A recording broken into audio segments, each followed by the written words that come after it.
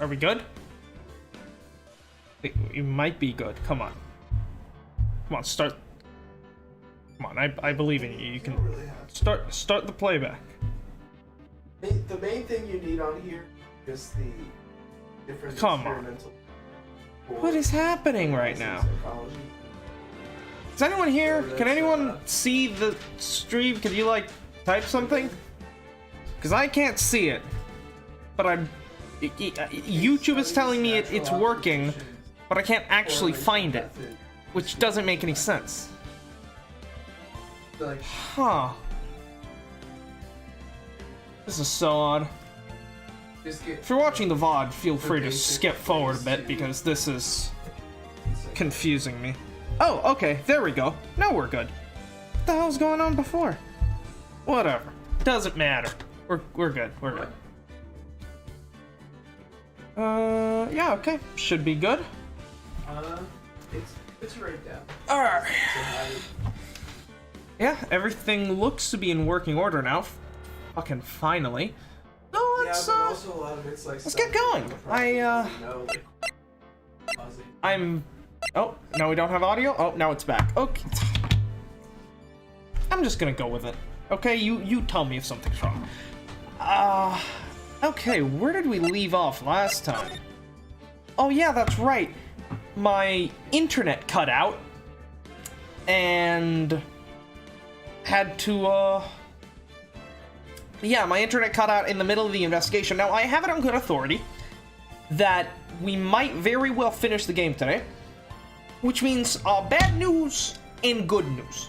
The bad news is that, we're gonna have to wait a bit until we get back into Ace Attorney. Because, I'm not gonna be, you know, I have another game that I'm gonna be playing on this slot, the Saturday, slot. And I can't move this to the weekday slot once I finish 9 Hours Time versus 9 Doors, because my dorm walls are acoustically porous. So, yeah, I can't do voice acting during a weekday. I can only do that during the weekend. So, yeah, the good news is that the game that's going to be replacing this is a game that I'm very excited to go through. It's gonna be Danganronpa, and we're gonna be playing it through with Bryce, and it's gonna be very fun. So yeah, if I can finish this game today, expect that next week on Saturday, okay? So, let's get to it. Farewell, my turnabout.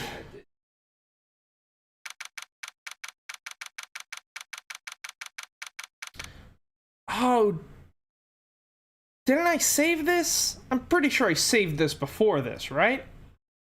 Oh, whatever, it's fine. We can speed through stuff that we've already seen. Have we seen this already? Here, let me go check real quick. Just to make sure. I just want to see what spot we're supposed to be at. And then we can just skip forward until then.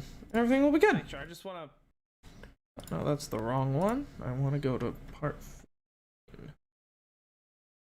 Oh yeah, that thing that went awry.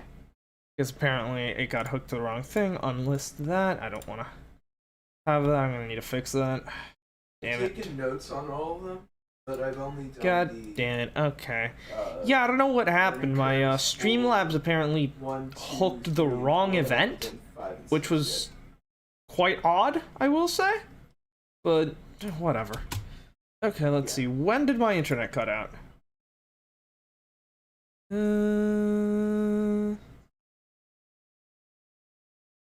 Okay, yeah, so we have that. Right. Okay, so we've been moved back to the start of this chapter. Okay, I'm just gonna be speeding through it, hopefully. And I need a conversation about Edgeworth running away. Okay, that's our mark. That's where we're going. Alright, everything else, I can go ahead and skip. Fantastic. Let's go. As for what we're supposed to do, I know we're supposed to be breaking some psyche locks. So, let's head on out there. If I remember correctly, most of these areas are filler here. It shouldn't take us too long to get through this. Yeah, there's old bag. Come on. Yes, we've already been through this. Is there anything you can tell us? Photo, autopsy...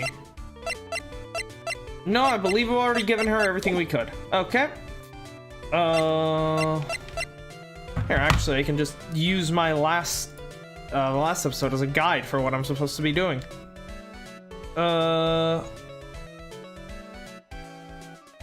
So there's old bag. Alright, so we gotta try to break Adrian Andrews' locks. Okay, let's go do that real quick. And we can pass by criminal affairs just so we can, you know, get this conversation over with real quick. Okay, come on. You're new here and you don't know what's going on. I've already played through this, but my power cut out, and apparently the game didn't save, even though I thought it did. So, actually, I'm just gonna check to make sure I didn't do a second save file somewhere. Lost Turnabout Trial. From the Ashes. Nope, this is the best thing we have. So, yeah, we do just have to skip through all of this. Okay. Andrews first. Let's just get that over with. Do I have water? I think I have water.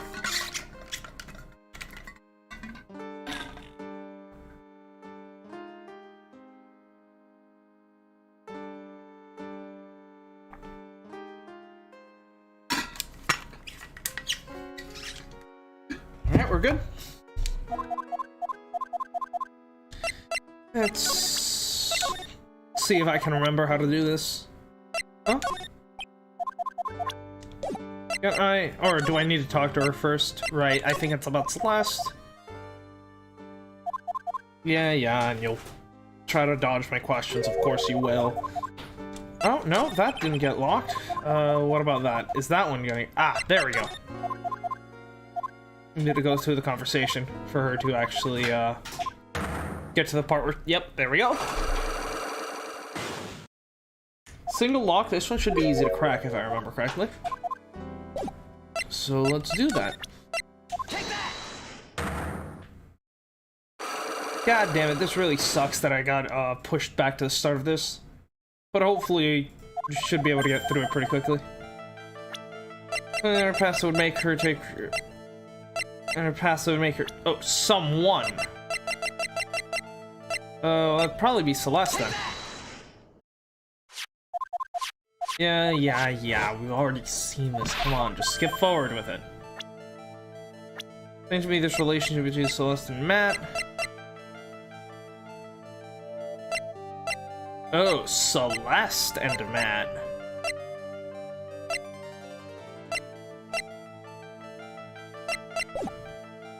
Oh, I pressed the court record button by accident.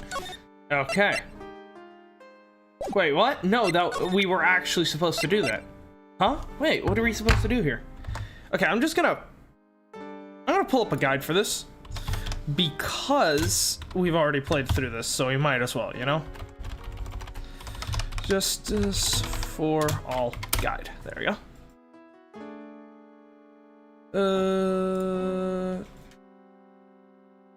And this is Farewell My Turnabout 3-2 Investigation. Okay. So... Criminal Affairs Department, Detention Center.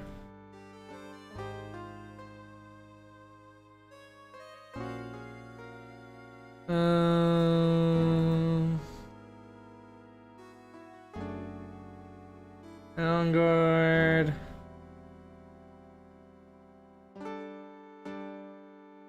Ah, okay. I gotta head back to the,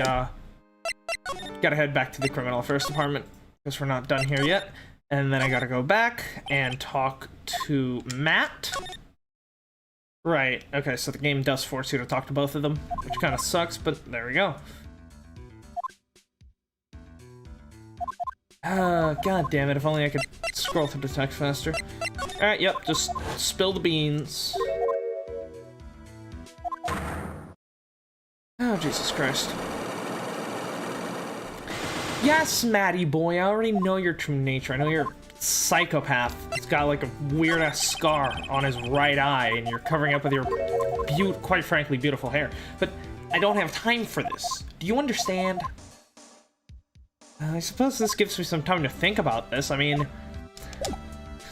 So we know Matt hired the dude, Shelly, but... Are we not done there yet? What are we supposed to do? Hold on. What the hell?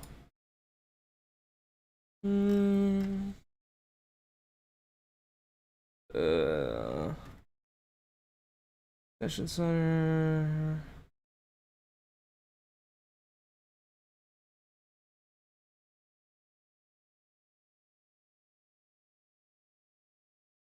I already talked to Juan. So why isn't Will Powers appearing? He's supposed to have appeared by now, right? Yeah. So what now? Do we need to present something for him? No.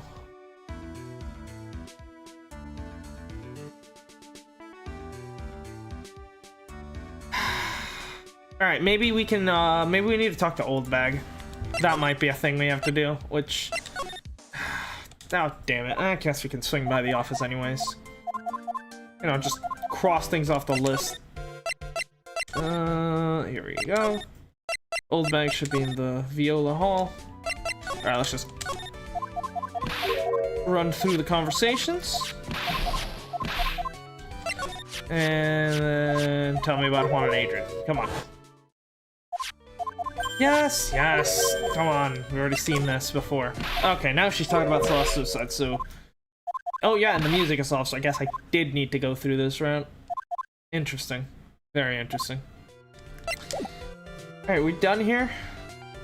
Suppose there's some stuff to present to her, I guess, maybe? Nope. Okay, let's check out Criminal Affairs. See what we got there. Still nothing. Okay. Anything new in the detention center?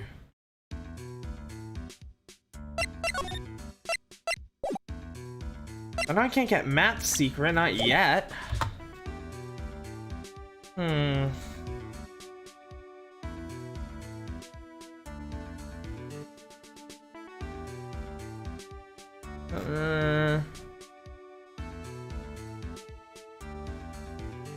Okay, let me see. Back to On Guard. What am I missing here?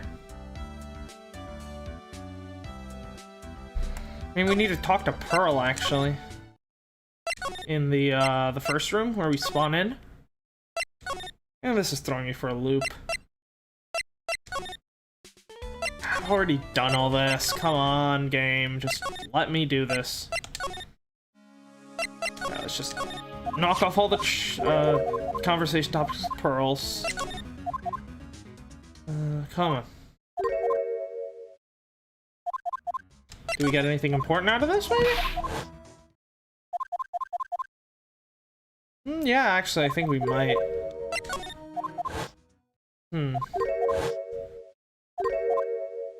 Yes, we already know all this.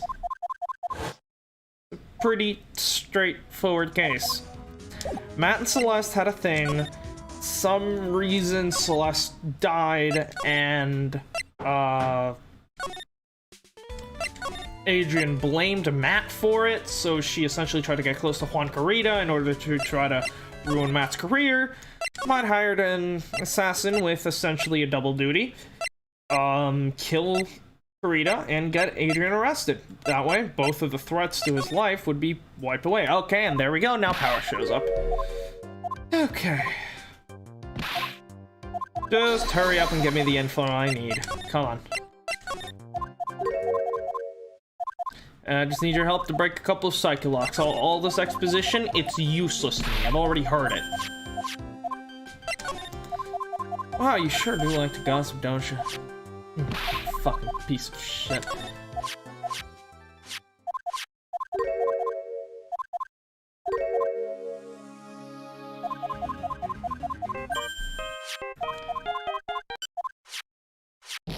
Yeah, okay, so now we have to meet with, Gumshoe at the office, because he figured out where the teddy bear come from, which we can actually use to break Matt's Psychic Lock. And Matt's Psychic Lock then allows us to break Celeste's. Got it. Ladies and gentlemen, we got him. Yep, sounds good. We are about to waste an entire hour of catching up through just catching up and technical difficulties. We're about to waste half an hour. This is fantastic. Hell, we might not even finish the game today. That's how dire the situation is.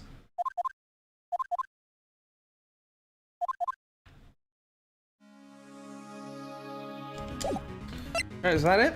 Are we done with Gumshoe here?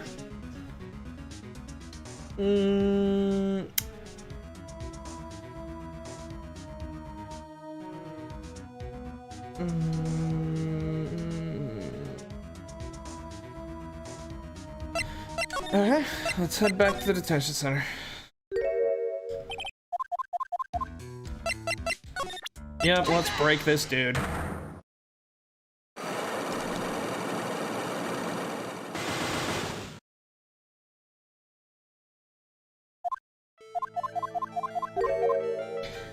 We paid close attention to Mr. Creed, especially that night. That would be the camera.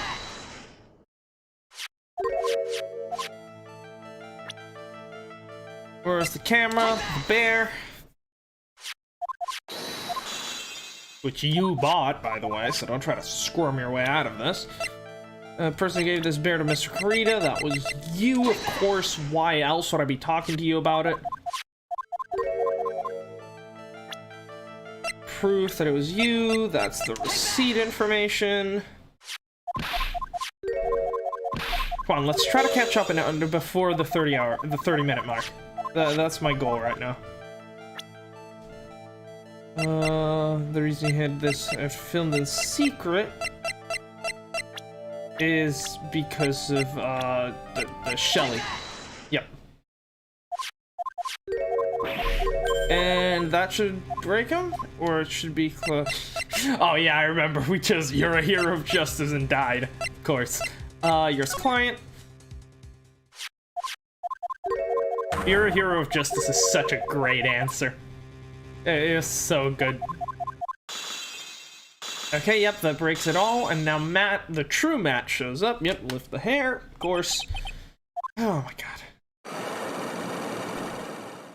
Again, where did you get that? I don't know. That is the worst card in existence. And yep, just spill the beans real quick.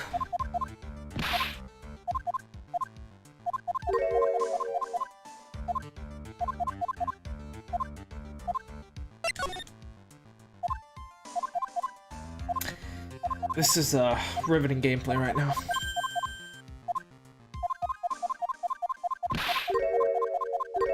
If you're watching the VOD, I'd probably make like a timestamp so you can just skip to the point where we actually catch up.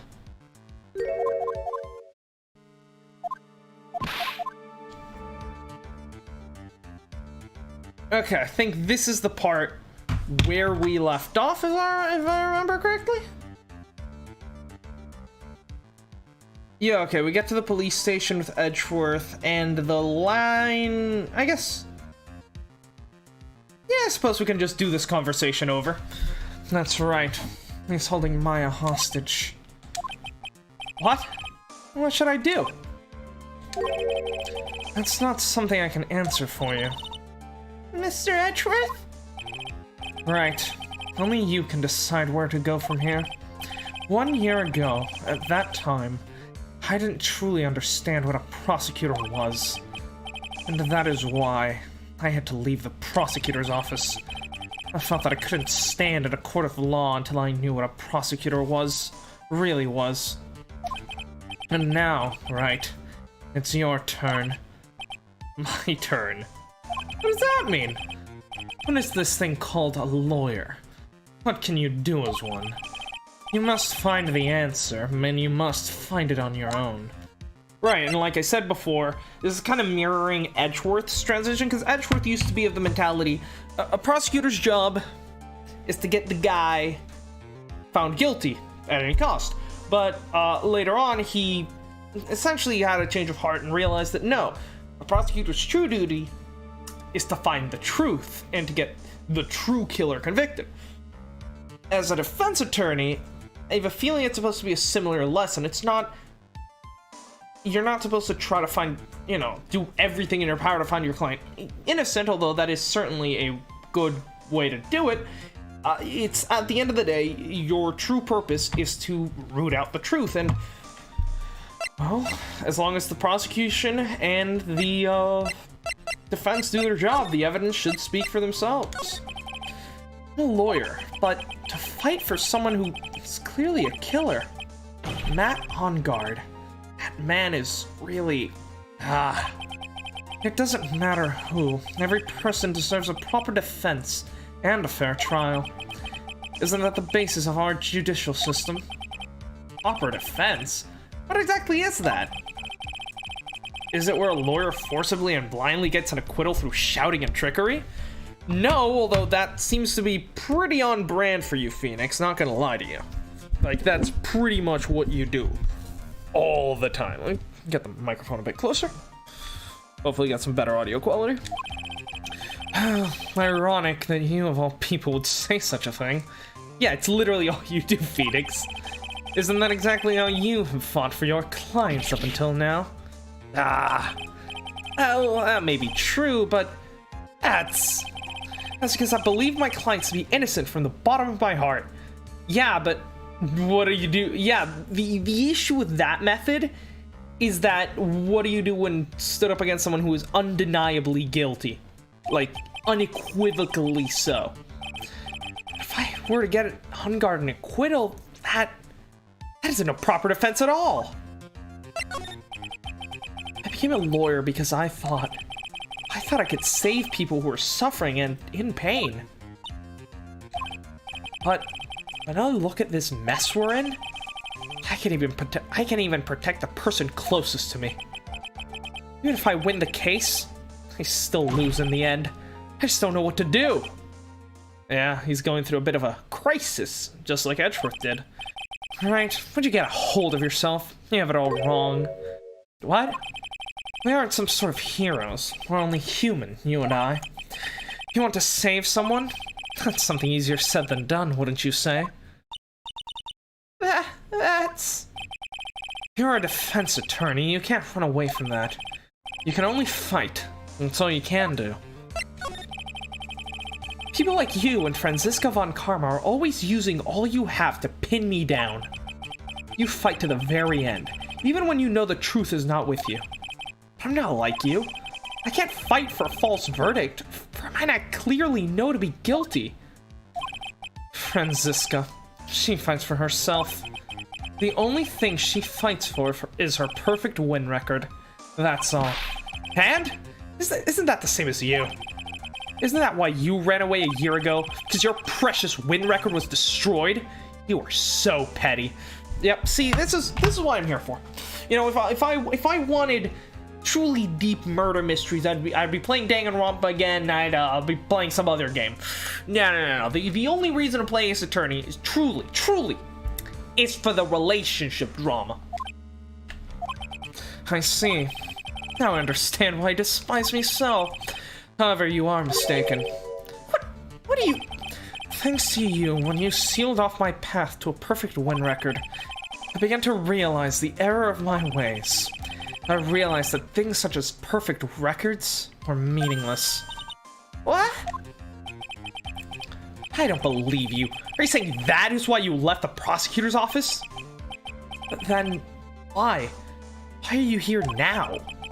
The answer to that is something you will find out on your own.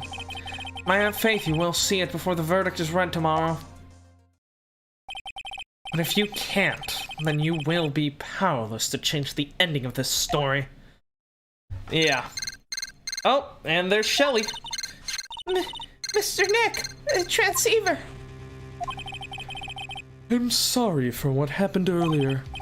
Now then, Mr. Attorney, do you wager you can obtain an acquittal tomorrow? My, what is the matter, Mr. Attorney? I don't sense your usual anger this time. Tell me, please. Why are you holding Maya hostage for Mr. Onguard's sake? Why are you doing this for the cold-blooded killer? Right. Please don't misunderstand things. He is my client. Don't toy with me. A man who hires an assassin is just as much of a killer himself. I mean, technically, you and Shelly are co-workers now. I mean, more so contractors, but still. Same boss. I believe you were asking for a reason as to why I'm doing what I am. Yeah? This is what I like to call my aftercare. What the heck is aftercare? That's Shelly the Killer's new fucking beauty routine and all. My skincare routine will with the new Shelly the Killer skincare routine, you can look absolutely immaculate while murdering people, and then with my patented aftercare routine, not even a speck of blood will be left on your perfect velvet jacket. What the fuck? My name carries a certain amount of honor and dignity, Mr. Attorney. I take great care to ensure that no suspicion fall upon my clients from my handiwork. That is what is called client relations, and it is part of an assassin's duty. An assassin's duty? We were unlucky this time, and my client was arrested as a suspect. All thanks to Adrian. Thank God for her. As a result, I did what I had to do, and enlist your expert help, Mr. Attorney, and to ensure that you would do everything in your power to the very end. What is your name? I believe I told you once before, however. You did, but my name is the Killer. Coming to you with some killer vibes. It sounds like some shitty ass mumble rap. I can't get over that. Shelly the Killer. You're Shelly the Killer. Please keep in mind you do not have much space to maneuver with me. As a killer, I always finish what I set out to do. If you fail to keep your end of the bargain, Maya, it would be my duty as an assassin to see it through that she receives a nice long nap. No! Now then, if you will excuse me, if someone were to trace this signal back to me, it would be quite troublesome.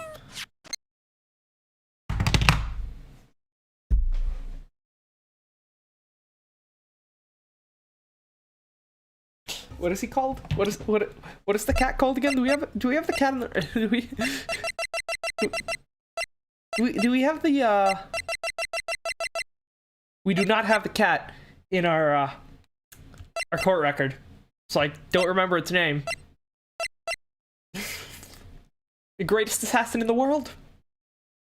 It just he just got thwarted. He just got thwarted by a cat. Oh, that's precious. I would recognize that meow anywhere. I would recognize that meow anywhere. But I don't remember what the cat's name is. Can we just tell the truth? Oh yeah, by the way, it's Matt Onguard's cat. Mystic Maya! Mystic Maya! I don't know what to say. Edgeworth. Did you hear that? At the end of the transmission. There we go. Huh. Oh, that. That sounded like a cat. A cat? It can't be. That cat. Can it? What is it? I think I know where Shelly the Killer's holding Maya hostage. Edgeworth, have all police units head for the On-Guard mansion immediately. Alright. You hurry over there as well, then. Don't lose hope yet, Pearls. The fight has only just begun. Yeah! Alright, let's get to it. We get there via the hotel lobby.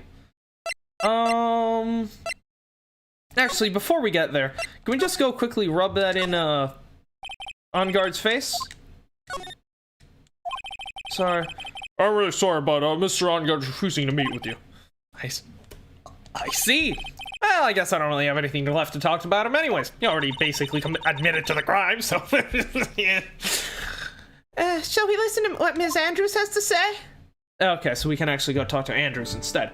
So, Matt On Guard is no longer an option. Good to know. Alright, why are you just standing here? Aren't we, like, going to, like, do, like, a secret raid on the... Oh, yeah, that's right, they fired you. I forgot, dude. My condolences. Alright, let's head out. Living room. What do we got here? Oh! That teddy bear got moved. That teddy bear was not there before. What is it doing there? Okay, now I'm worried. March 22nd, On Guard Mansion living room. Maya! Please answer us! Mystic Maya! We have this area completely surrounded. There's no way for him to escape. He is one of the most proficient serial killers ever. There is definitely at least like 3 ways for him to escape. Assuming he's still in the area. I can't believe it. That butler! All this time, he was the killer. He and On Guard were working together all this time. I'm sure they had worked out a contingency plan ahead of time. Yep. Alright, it's there. We already know where it is. Let's go. It's a small door at the bottom of the bigger door, Mr. Nick. I bet it's for the cat to use. Oh, you mean Shoe? Hey, there we go. It's the cat. I remember. It's Shoe. Right. I want to put him on my head now. Is it a she? Oh, who knows? Why is there a teddy bear there?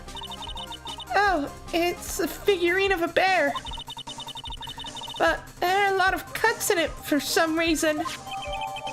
Huh, a wooden bear covered in many thin cuts. That's interesting. Was someone like practicing their knife skills on a bear? A bear? Isn't that more of a thing for Mr. Corrida? How would something like this be here? Right, look down. There's a little pet door installed here. I'm sure that's for Shoe. Do you think that this came through that little door? This door? It's locked. Well, I'm pretty used to breaking doors by now. Let's go, Edgeworth. Ah, yes. Ace door breaker. Yep, here we are. And now that I think about it, that satellite dish actually probably used to communicate with my handheld transceiver. There's no one here. From the looks of this room, I would say this is On Guard's private lounge. Look at this, right? An antenna for sending and receiving radio signals and a VCR. Check inside the desk. If there's a tape, it would be an important piece of evidence. We're lucky it'll have the moment the crime was committed recorded on it. Yeah, but Shelly, the killer, had complete free reign of the house for the past few days, so he's most definitely wiped any sort of tape of him. I'm sorry, but the tape deck is empty. There's no tape to be found. No! But there's no mistake that someone used this to record something. It looks like someone took the tape we're looking for and escaped with it. Yep, they sure did. Alright, well, let's try to gather what we can here. It's On Guard's oh! I just noticed. Celeste's picture used to be right here on this table. It's no longer there. They took it out because they knew we were coming. Damn it. Yeah, I guess Shelly is as good as they say. You know, he heard the cat. He knew that we were onto him, so he came straight back here and cleared the fuck out. Aya, why couldn't you have used this to get help? Mr. Nick! Because it's probably password protected? Or is not a thing back in, like, when was this game made? Like 2002? Where's the power switch?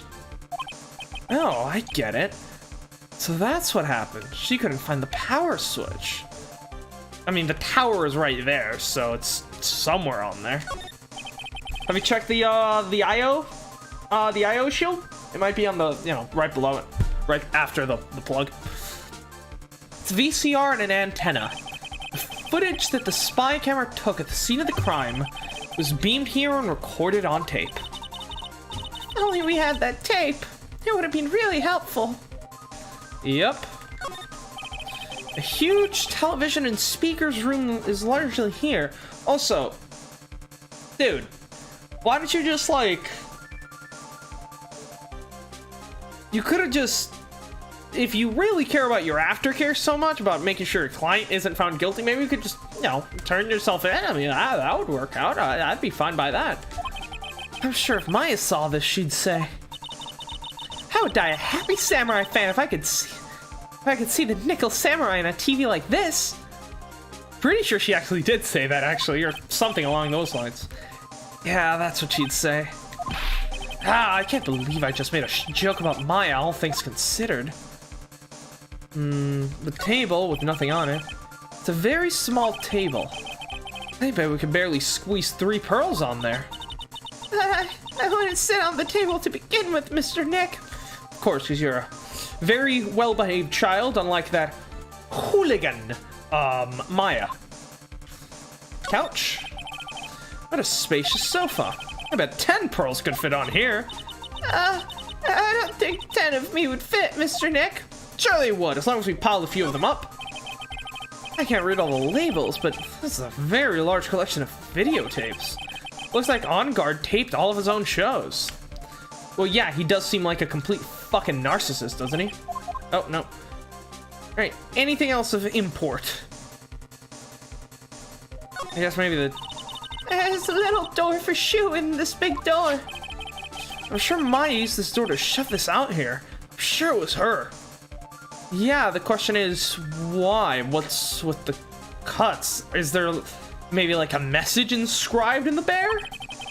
Every time you give me some piece of evidence, it's always the most crucial piece. This time too, I'm sure. Maybe Shelly does take like a memento from the scene of each crime, and he took this bear from Juan Carita's room. Oh, we can actually just head out to the wine cellar. Oh! The picture! Yes!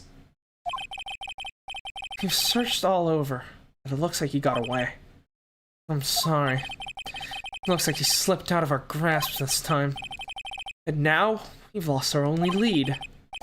Yeah, Edgeworth, what happened to, like, the police department having, like, a record, like, under a minute arrival time? What happened to that? Even, like, in rural areas. Don't give up yet. The little girl is looking to get you. That little girl is looking up to you to be her pillar. Yeah, you're right. We're close, I can tell. We've already set up checkpoints along every route leading out of this district. Leave the rest to us. Man, I need to get me some Edgeworth fanfiction. I can't. I can't with this man. He's too much. He's too much for me to handle, honestly. Alright, let's get the picture. I'm guessing this is what we need to crack Adrian. This looks like a picture of Mrs. Impacts. With love, Celeste. This Impacts? You mean? Yep. Mr. Carita's former manager. Oh, that's interesting. There's a person, I just remembered, yeah, there's a person called Celeste in Danganronpa.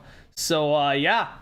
I guess we're gonna have a character called Celeste both today and next Saturday. Fun times. I'm very excited for Danganronpa. I mean, I've already played through all of the games and watched the anime. I haven't read the books yet, though I am planning to read the Junko book. Don't particularly care about the Hagakure book. But yeah, I love Danganronpa, and obviously it's not going to be blind for me. It's mostly going to be Bryce playing through it. I somehow managed to convince him to play through it. I think he's going to like it. I'm not going to be helping him at all. I'm not going to be spoiling anything for him. I'm just going to be there along for the ride. Because, you know, Danganronpa is the type of game that, you know, it's pretty fun to replay. There are a lot of hints sprinkled throughout many of the cases there to like that you don't pick up on the first time around, and I really like that, especially the first game. I think the first game is probably, like, overall plot wise, I think the first game is so far above all the others. Like, the third game, the plot sucks. Don't get me wrong, okay? It sucks, you know. The ending of Danganronpa V3 is horrible, but the rest of the game is pretty aight. Danganronpa 2 is the best game. Why am I getting sidetracked here? Okay, let's... Already wasted enough time. Push forward. Yes, Mr. Corita's former manager. Why would a picture of Miss Impacts be here in the Mr. OnGuard's mansion? And why does it say with love? Huh. This might be a clue. Okay, on guard with love, Celeste. Yeah, okay. Ah! What's wrong, Pearls? Please, let me see the picture frame. Huh? What's so special about the frame? Oh, did Maya write a message? On the back. There's something written on the back of the frame. She did. Right, she did find like a pen or something, if I remember correctly. Or something along those lines, and yeah, I do think Shelly actually shows up only after you inspect the picture. Very cool. Maya. It's Mystic Maya. She left us a message. What? Yep. I thought you'd come. I knew you would. Now listen up. Better get on guard a guilty sentence, okay? If you get that creepy slime bag and not guilty, I'll never forgive you. Ever. I'm fine, so you don't need to worry. There's so much I want to write, but I don't think I have a lot of time left. Pearly, you're there too, right? Make sure you help Nick, okay? Someone's got to watch out for that helpless lunk. That is true, I am. Phoenix isn't the brightest banana in the bunch. That's it for now, Nick. I guess I'll talk to you guys later. Okay, I mean, from the... No! You see, from the tone of that letter, I can assume that maybe she's trying to say she managed to get out? I mean, it's possible. The question is, if she managed to get out, where is she now? I mean, you'd expect the first place she would go is maybe to, you know, the police, and I mean, I suppose some policemen might, you know... When you've been in the game as long as Shelly has, you know, without getting caught, you definitely have some kind of connections. So, yeah, okay, maybe the police might, you know, some members of the police might be bought and might actually turn you into Shelly, but, you know, go to Edgeworth. You know for a fact you can trust Edgeworth. I mean, he was like the only person in the entire fucking city, apparently, not in Red White's pocket, so... Honestly, yeah.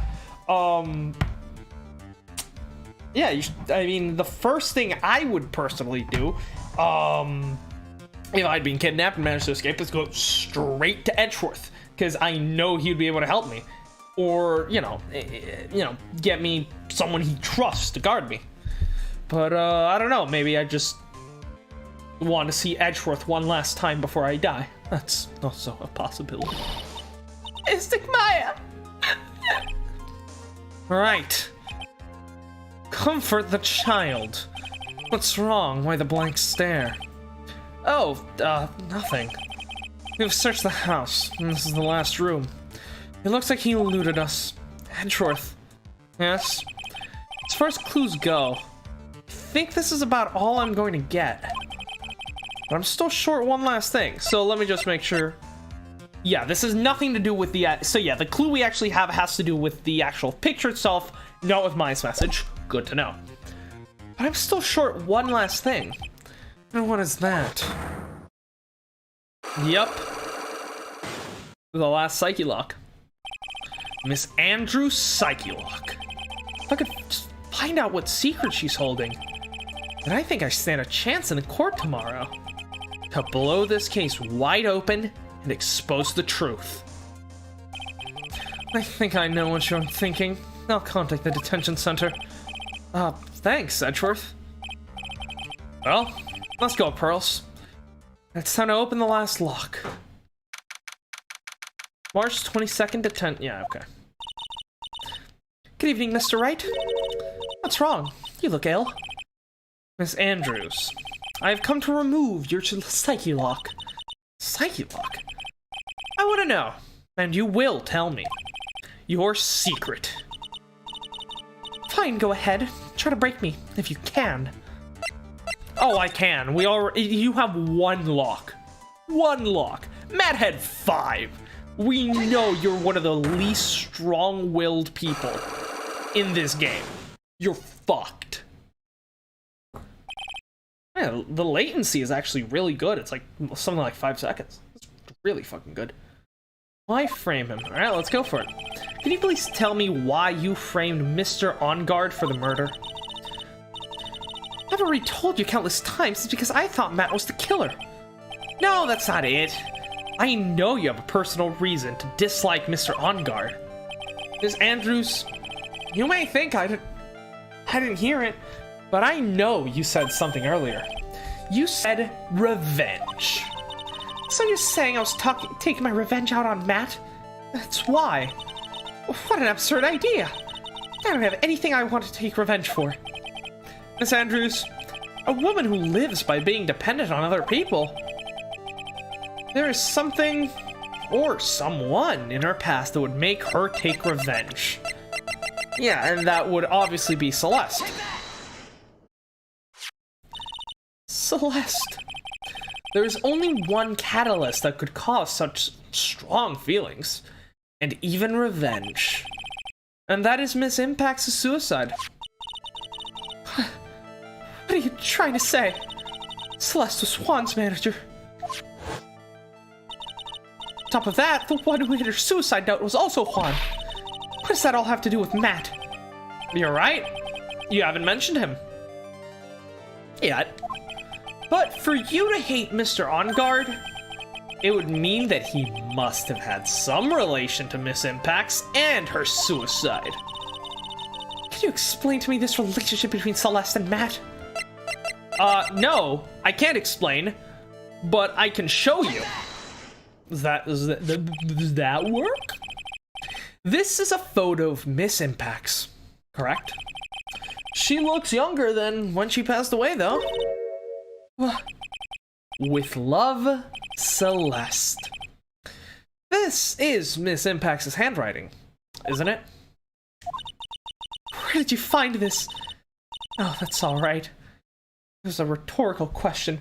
Now, see, my big question right now is, well, in regards to Matt, because we know that right now, Matt is a complete piece of shit narcissist with possibly dissociative identity disorder? The thing, though, is that was he like that before, you know? Because it's entirely possible that Celeste's death had some kind of, had some deep psychological impact on him. I mean, if they were close, it makes sense. And, for him to lose the one person he actually loved, I mean, that could certainly drive someone to narcissism. And I know disorders like DID tend to develop more so during childhood, but deep, trauma from her loss might cause a split. I mean, we don't even know if he actually has a split personality, if he's just, I mean, we know he's an actor, so, maybe that's just, really him, and then the other, like, hair down personality is him, like, hey, dude, I'm like, totally not a murderer, dude. So yeah, I don't know.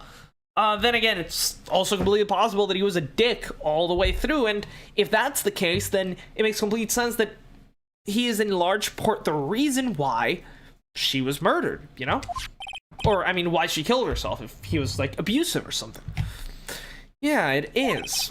I found this at Mr. On Guard's mansion, and if... I can't stop talking, I'm like a fucking machine. If On Guard, was in some way abusive to Celeste and drove her to suicide, then it makes complete perfect sense why Adrian would, try to take her revenge out on him. I mean, but the thing is, she genuinely believed that Matt was the killer, which makes sense under the circumstances. You would assume Matt would be one killing Juan, but if it's more so about revenge, then yeah, it definitely has something to do with Celeste. I found this at Mr. On Guard's mansion. After all this time, my last remaining secret has been revealed. There we go. Weak-willed as always. But maybe keep on the strong-willed personality. I think it suits you. It works on you. Celeste. She was supposed to get married to Juan. Yes, but I heard that didn't work out. Yes, the question... Yeah, okay. Because Mr. Karina didn't want to get married to her anymore, right? No, because she was having an affair with, On Guard, right? Yes. Because of Matt. Because of Mr. On Guard? What do you mean? I mean, yeah, Matt and Juan always had that sort of rivalry, so if Matt was a narcissistic bastard from the beginning, it actually makes complete sense that he would try to, you know, hurt Juan by essentially stealing his girl. He pulled the old George Harrison on him. Oh no, poor Jeej. I think I can see where this is going. Who was it that stole George Harrison's wife? I don't remember. I know it was a fellow musician who was friends with George, but I don't remember who it was. I used to know, I've just forgotten. Damn it. Celeste. She was Matt's manager a long time ago. She was the happiest woman in the world at that time. I was working part-time back then, and I often saw the two of them together. So that's why, with love, Celeste is written on the frame of that picture. I mean, they both look quite happy here. I mean, I suppose he could have been hiding his true persona from him all this time. His shadow self. But, I don't know, maybe something changed him. They were a couple, weren't they? It wasn't anything as splendid as that. Celeste was being used. Toyed with until she was thrown away. Okay, so the second option. Matt was a dick the whole way through. Got it! That's so horrible. Matt's entire image is built around how nice and wonderful of a man he is. A scandal would have destroyed that. Which is why Celeste, in her kindness, moved over to Worldwide Studios. That is where she met Juan.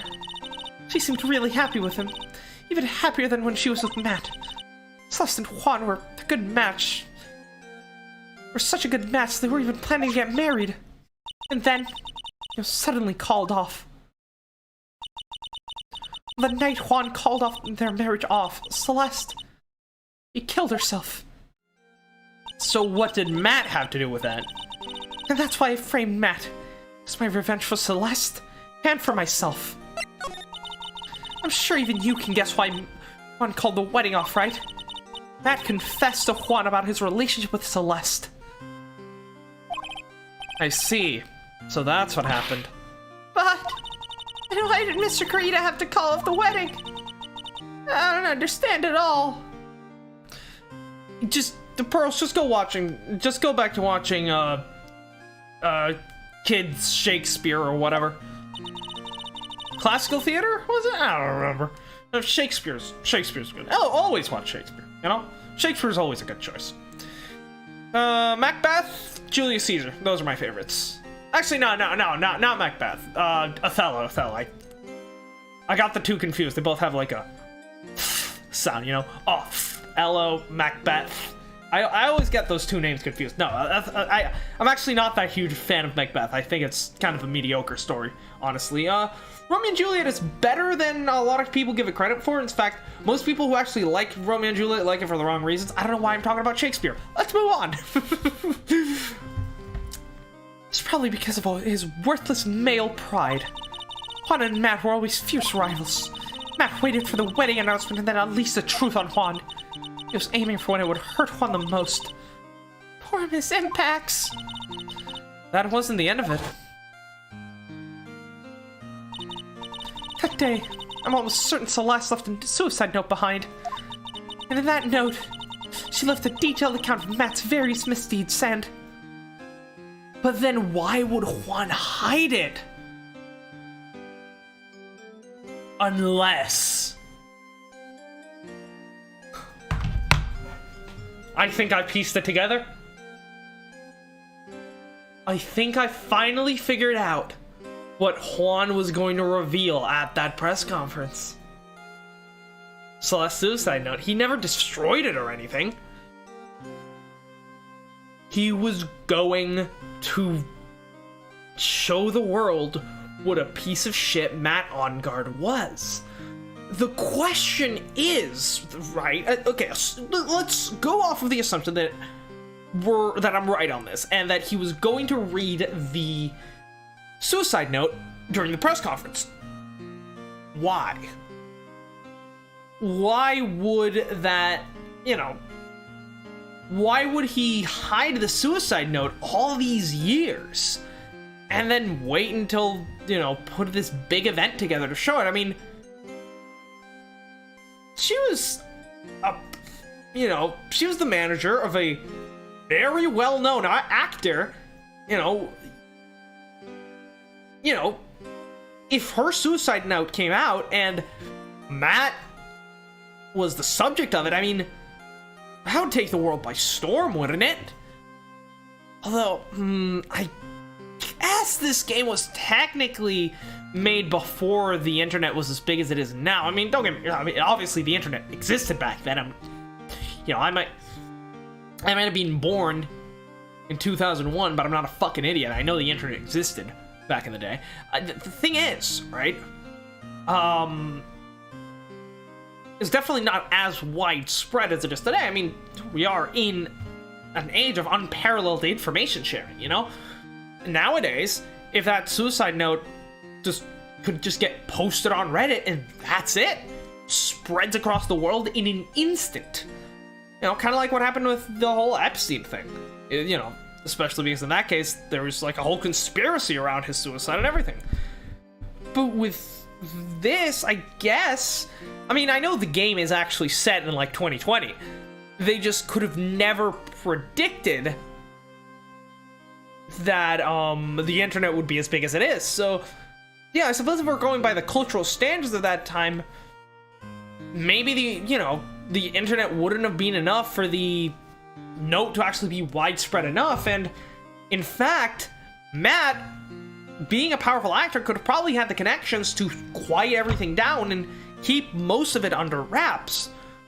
So I suppose Juan's plan was to essentially do it in a globally televised press conference. That way the whole world would be watching live, and by the time Matt knew what was happening, the news would be out there and everyone would have seen it. At that point, by word of mouth, it should spread to anyone who wasn't watching the TV at the time, right? So yeah, it would definitely spread too much at that point for Matt to contain it, but it seems like Matt found out about it earlier and put a stop to it then. So that she would never again be hurt by Matt, she chose to die. And when Juan discovered her body, he hid her note. Why would he do that? It's simple. Juan realized that that note was a powerful weapon against Matt. It would be especially damaging to his refreshing like a spring breeze image. In any case, with his pride hurt, Juan sought revenge. Revenge? There's that word again. Juan wanted to publicly disclose the contents of that suicide note. At a time that would cause Matt the most damage, of course. Yeah, okay, so he was, holding the ace and waiting for his opportunity. Oh, yeah. And that was at the press conference after the stage show. Right, because that was, the Hero of Heroes Awards. Everyone would have their eyes on that competition. Anyone that is, a fan of superheroes, even people who aren't fans of the Steel Samurai, or Nickel Samurai, I guess in this case, But, even fans of, like, the Gem and Ninja, All these people who might not have cared that much, this was actually the perfect opportunity to spread the message. I know all about it because I heard it all from Juan. It was so I could find out about all this that I drew close to Juan to begin with. They're quite a pair of hideous monsters, aren't they? I mean, in a sense, but you can't quite compare Juan to Matt. I mean, Juan clearly was an idiot and definitely shouldn't have called off the marriage with Celeste, but and from what it seemed like, he genuinely, you know, cared about her, and she was definitely happy with him, and hell, Matt essentially emotionally manipulated him in order to giving up. I mean, that's still not the right thing to do. He was still in the wrong doing that, but, you know, Matt played with his emotions, and he seems to be quite good at that. As for holding on to the suicide note, I mean, it's a kind of a dick move, but I can understand wanting to do as much hurt to Matt as possible. I mean, if he killed Celeste, might as well destroy his career, and, you know, I don't understand Andrews' position that the suicide note should have, been disclosed immediately, you know? In fact, it's... I mean, no. Andrew's opinion is the suicide note should be destroyed, but what's the point? I mean, Celeste clearly wanted the world to know. That's why she wrote it in her suicide note. But I suppose it's... Hell, I'm not even ruling out the fact that in the suicide note, she specifically asked Juan to use it in such a way to destroy Matt's career as much as possible, so this could all be according to Celeste's note. Who knows? Even Celeste's death was something for them to use in their game. That night when I found Juan's body, it was only natural that I thought the murderer was Matt. Those two were always spying on one another after all. He was spying. As for me, I was frantically searching for Celeste's suicide note. I wanted to destroy it before it ever went public. I was gonna burn it. I even brought a lighter. But I couldn't find the suicide note. That's when revenge crossed my mind. Yeah, so part of the contract must have been, oh yeah, Shelly, my man, kill Juan and make sure to destroy or give me that suicide note. Yeah, actually no, he's an egotistical maniac. There's no way he would destroy that note, and I have a feeling that's gonna come back to bite him in the ass. There is no way. He would keep that note. 100%. He would keep it. You know, in his sort of sadistic, you know, to like not wallow is a bad thing, to like savor in his sadism and how he basically drove this woman to suicide. He probably gets off on that shit.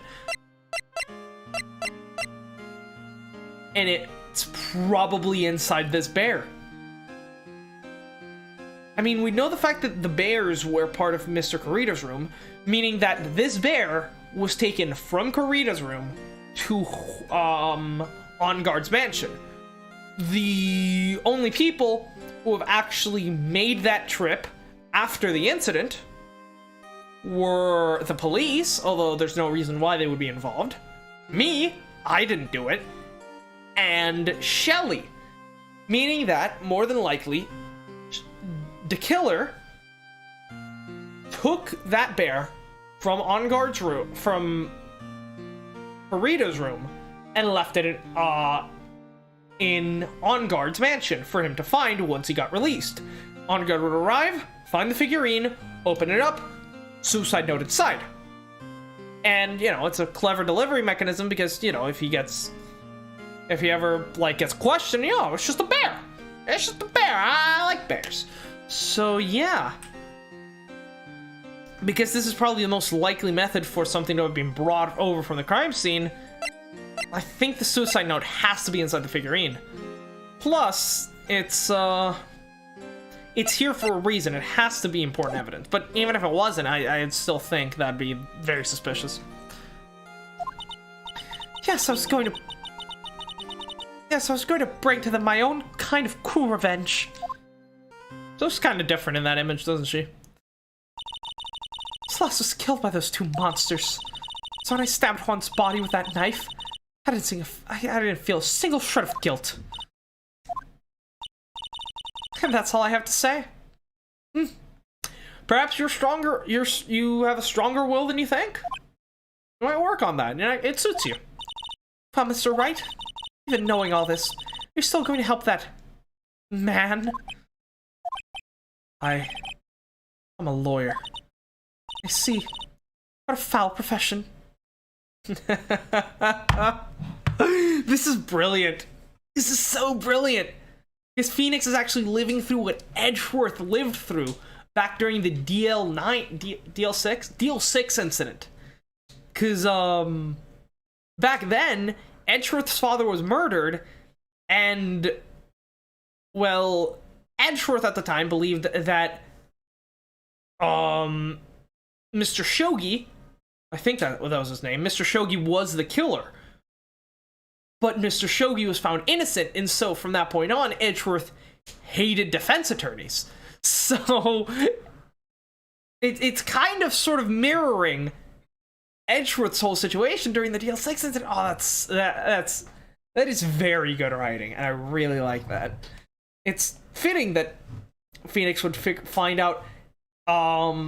It's very fitting that Phoenix would learn what it means to be a defense attorney by going through a very similar situation than the situation that caused Edgeworth to fail to understand what it means to be a defense attorney and a prosecutor, for that matter. Thank you very much for your time and for talking to me. It's no big deal. I couldn't sleep anyways. I can't sleep either. Not with Maya's situation, or what I know now. Yeah, if you get him off the hook, you're never gonna be able to sleep again. Honestly.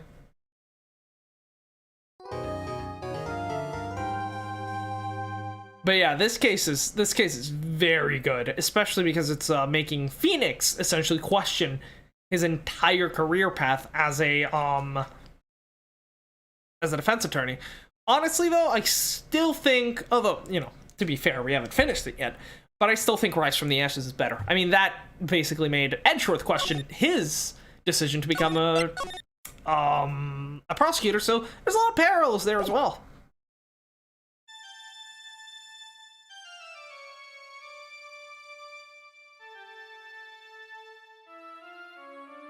How did I get into this mess? What is that? That's far enough. You can't run forever. Mr. Phoenix right. Oh, yeah, we're back here. I remember this at the start. What have I done wrong? I cannot allow you to go on like this. But I'm just a simple defense attorney. Silence! You are no longer worthy of your title. Oh? Phoenix finna get disbarred. Oh boy. I had this dream before, someplace, some time ago. As if this day was written into my destiny. No, Phoenix, this is Justice for All, not Dual Destinies. Today I'll stand in court as a lawyer to prove a killer innocent. Even killers deserve justice. Like the name implies, justice for all. Wow! But no, Phoenix, this isn't Dual Destinies. Dual Destinies comes later on in the series. And hasn't been ported to PC yet, so I don't know how I'm going to play it. Probably emulation. March 23rd, 9:43 a.m., District Court, Defendant Lobby number 3, although that does depend on which system it's on, so, you know.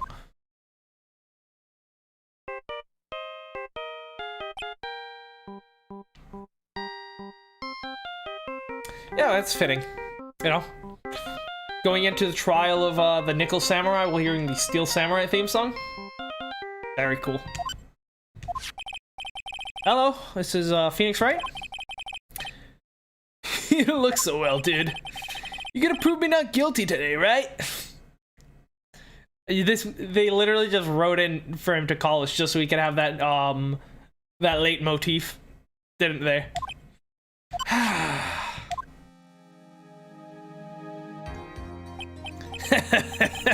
If you please, Mr. Lawyer. Remember, it's not just me. Your precious friend's life is riding on today's verdict, too. Now listen up. You better get on guard a guilty sentence, okay? If you get that creepy slime bag of not guilty, I'll never forgive you. Ever. Phoenix! Phoenix! Mia! Maya! How's Maya? I don't know. You don't know?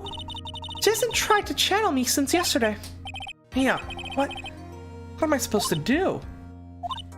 Well, like I said, for a lawyer, the worst of times are when you have to force your biggest smiles. But you can't give up. There's still hope left. Stop it, please. There's nothing left. Not here, not anywhere. Again, I guess don't overuse the leitmotif, boys. Ah, it's that accursed on guard again. Or is it? Will you leave me alone? Look, don't call me anymore. I mean it. You really mean, pal? Ah, Gumshoe. Oh, I'm really sorry, man. I thought you were this asshole, dude. What are you? Hey, let me join the investigation team and we're chasing after the killer, pal. Oh, and you have some sort of lead? Oh, congratulations on getting your job back, man. Ah, thanks, pal. You know, it really means a lot. Yeah, sorry, but right now we got 0 leads on the guy, pal. I'm starting to think putting you on the investigation team was not the best idea. It's probably not in the best interest of Maya's safety, and I'm sorry to say this. But we're not going to give up. Gumshoe? And until the trial's over, until the verdict's handed down, we're going to do everything we can to find the killer. If we can get Maya out, you can get on guard that guilty verdict he deserves, pal. That's true. I could do that if they found Maya first. Yeah, you got that? So, you have to do whatever you can to make the trial last longer, pal. Have to make the trial last longer? Oh, boy. So, yeah, we're essentially trying to stall for time. So we're gonna be working together with Edgeworth one last time. If you get Mr. Edgeworth with everything you got, you two can draw it out. Oh, now I get it. I believe in you, pal. You, Mr. Edgeworth, you can do it. So, believe in us. And we're gonna give it our all we got, just like you. Got it. Thanks, Gumshoe. Hey, Phoenix. You understand now, don't you? You have something money will never be able to buy. Friendship. It's the strongest weapon in the world, and you have it in abundance. Yeah! The power of friendship. Oh, that's so fucking cliche.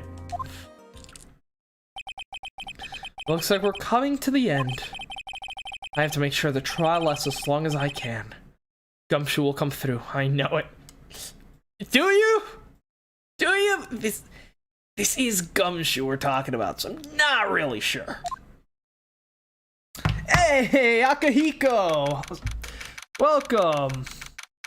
3 extra eggs. Oh, that's some good protein, I gotta say. Oh, glad you're here. How's your week been? I haven't streamed since Sunday. March 23rd, 10 a.m., District Court, courtroom number 3. Alright, let's finally get to this trial. Court is now in session for the trial of Matt Ongard. The defense is ready, Your Honor. The prosecution has been ready for a while, Your Honor. I love him so much. Still in the hospital at the moment, but it's getting better. But that's good. I'm glad. Have you gotten any news? Have you been able to get through it all? Have they told you anything? Now, as I recall, we concluded yesterday's session with a big mystery on our hands. A mystery being what exactly was Miss Adrian Andrews' role in this murder. That is to say, is she really connected to the crime itself?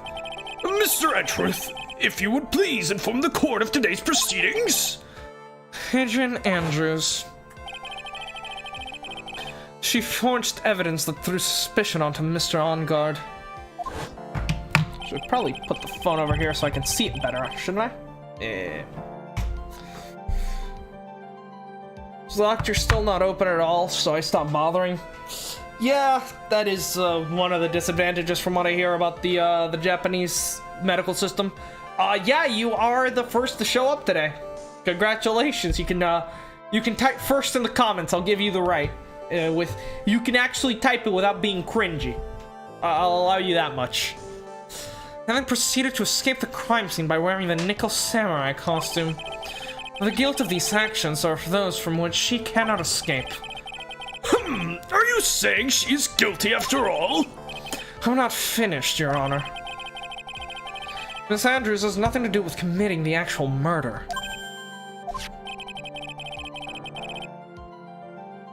I would like to direct the court's attention to this card. No you and shit? Yeah, no one else has showed up today. I don't know, maybe, you know, they're busy or... I mean, I know it's like really late where you guys are, so maybe he had to go to sleep early for some reason today. Hey, we got a new viewer though? We got a new, you mean Minako? Minako, I don't think she was able to make it today, but she's been pretty active, so maybe she'll be able to make it tomorrow. We did get a subscriber over the course of the week. Not sure if he's like lurking or something. Or if he watches VODs, because I know some people prefer to watch VODs as they don't have time to sit through an entire stream. I'd like to direct the court's attention to this card. What is that? It looks like a shell! This is the calling card of a certain assassin. Assassin, you say? Yes, Juan Corrida was killed by a professional assassin. And the person who hired that assassin, his client, so to speak, is Matt Hongard. Probably lurking like Demi, and I completely appreciate that, you know? Anyone who's lurking right now, I appreciate you. Maybe not quite as much as the people chatting, since chat rate actually does have a noticeable impact on, how far the video is spread and how many people actually end up watching it. But, you know, you still help the algorithm, and, you know, even if you didn't, I still appreciate you just for being here. Ooh, what a surprising turn of events!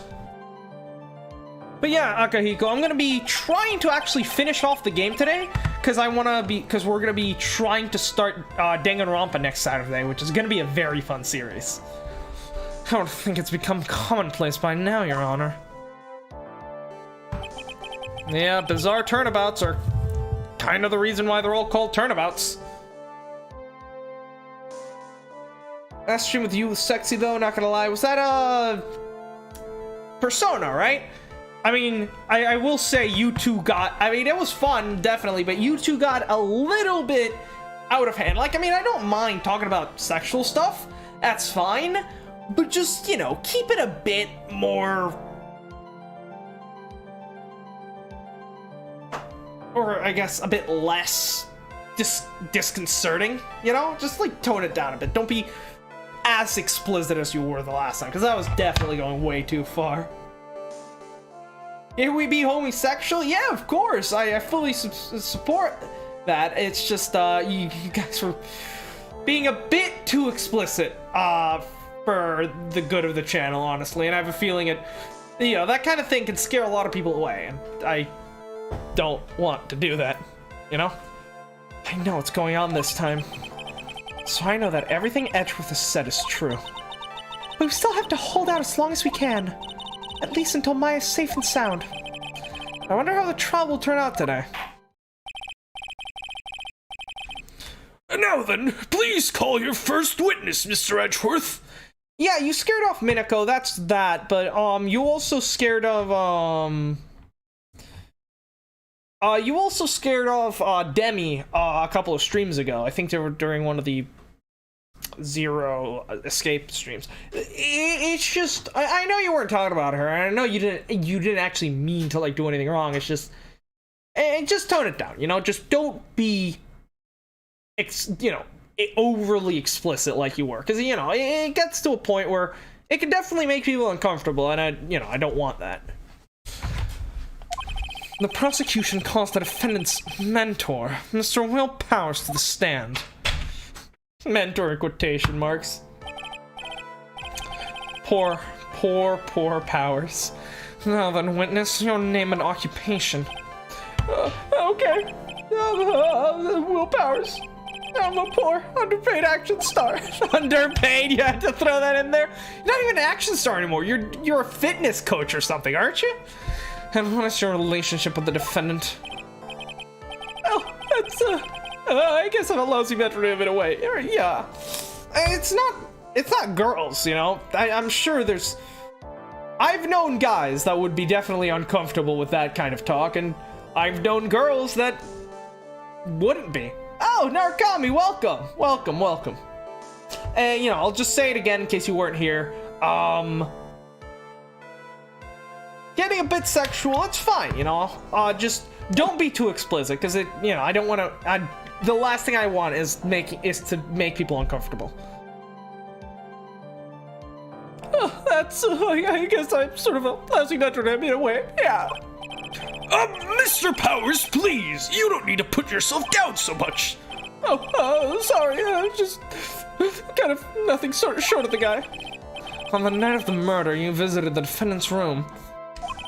Is this correct? Yes. I didn't know that. You know, I didn't actually get to see Matt. What? All you need to do is answer what you were asked. Now then, I would like you to please testify about when you went into Mr. Enguarde's room. Okay, sure. Now, you can still have that big sex energy, just don't get explicit. That's all I'm asking. Visit to Matt's room. After the ceremony, I went by myself to Matt's room. Watashi no sex-kun senpai! Oh, it's amazing. Huh, he looks a lot slimmer than I imagined he would. And there it is. Shelly is actually the one who brought the tomato juice into Kurita's room, and that's kind of how he was able to get in, you know? I was standing there in front of his room, still in his nickel samurai costume. He was talking with someone. At first I thought it was the bellboy. I went to two of them for a while, but then I gave up and went back. I guessed with me that night. I couldn't make them wait for me. Yeah, VIP. Okay, Jackson, how much is PP energy allowed? How far can we go?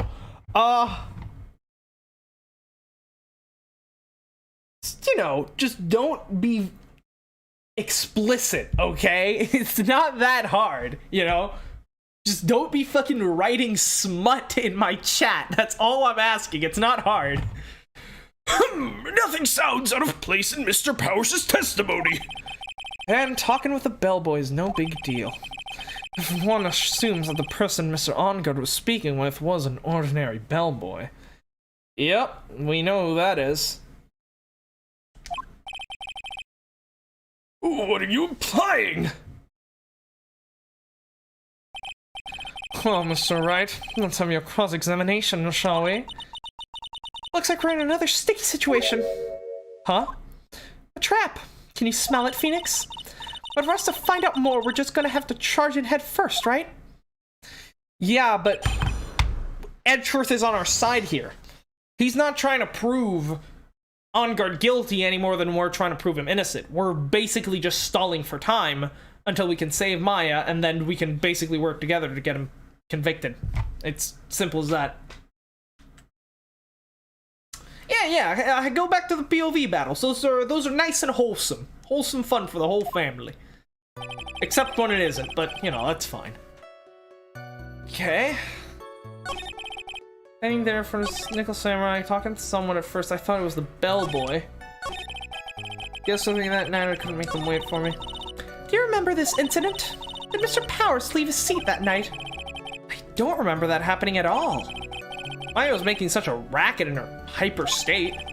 I ended up focusing on her. I see. In any case, from his story, he probably wasn't gone for very long. Yeah, no clear contradictions, which means pressing is the order of the day, so let's try to get him on the whole bellboy stuff, you know?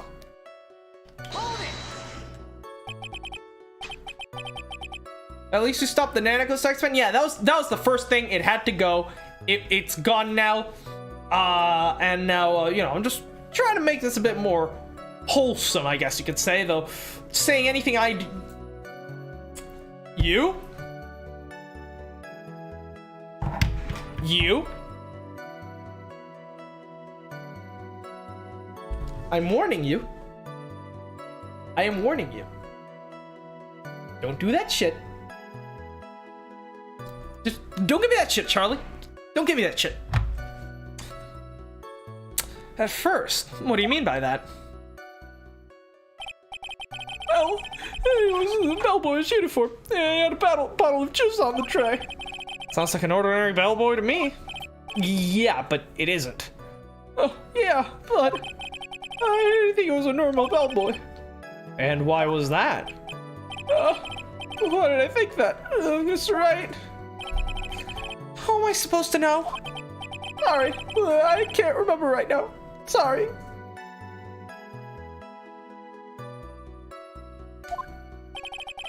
I guess I'm going to have to wait patiently on this one. Yeah, sometimes with this goddamn chat, it's like 2 steps forward, 1 step back, you know?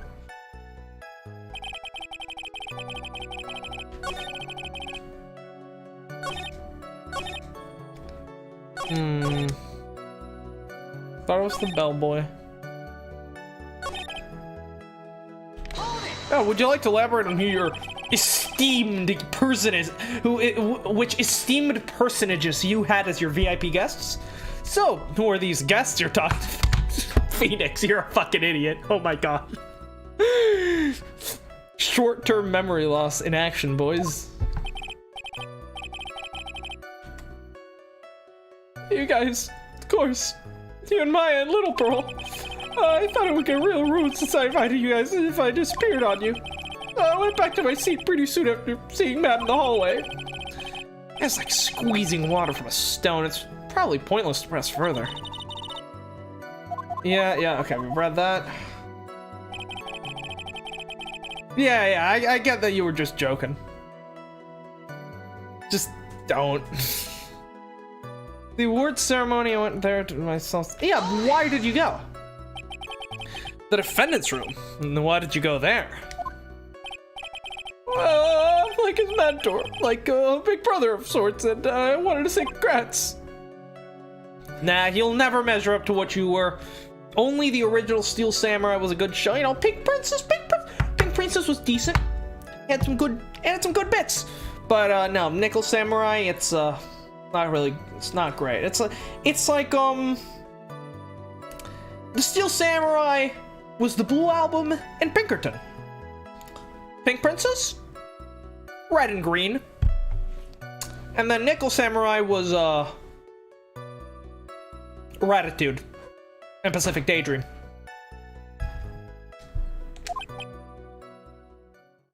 Started that? I don't remember actually. I think it may have been. It was definitely one of you two, because you two were the ones who were actually in here, you know? What's wrong? Why did you stop? Mr. Wright. What is it?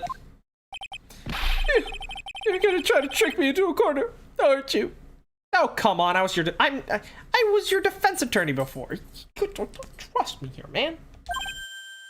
Huh? I'm just a poor, underpaid action star, man. What? I'm not the killer. No one said you were, Mr. Powers. In fact, you're one of the few people in this entire game who I would think would never be actually capable of being a killer. Oh, please, don't trick me. Every time you do your lawyer thing, the witness suddenly turns into the bad guy. Every time. Witness. I will personally talk to the defense at a later time. So for now, please kindly cooperate and continue with your testimony. Edgeworth, is that a date? Because I will gladly say yes. Be right back, gonna go check who started it. Okay, yeah. Good luck with that. Good luck in your investigative endeavor. Sorry. So, you went to the defendant's room, and then? Hey, wait a minute. When and how did I suddenly turn into the bad guy here? Hey there, in front of the room still is. Oh, now that's interesting. The Nickel Samurai costume. Are you sure that was Matt on guard? Guess it's just you and me, you Narukami. Or Chadukami, I guess I should say. Yeah, I'm sure. He was wearing the Nickel Samurai mask then. If that's the case, then you really can't be mistaken. And what was the defendant doing, standing in front of his own room? But yeah, this is good. We're stalling for time, which is exactly what we need to do.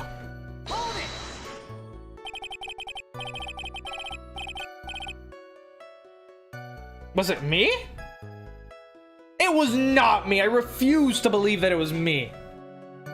Now, I know for a fact I started POV. I did not start that abomination. I refuse to believe it. I refuse. Saw the two of them, the bellboy and the defendant, together, correct? Yeah, the bellboy just wanted to say congrats. Now, while you were watching the two of them, did you notice anything strange? You know, I did feel something weird. I think it was because Matt, well, he gave the bellboy a tip. A tip? That's a perfectly normal thing to do. So, how long did you watch the two of them? No more than a minute or two, I think.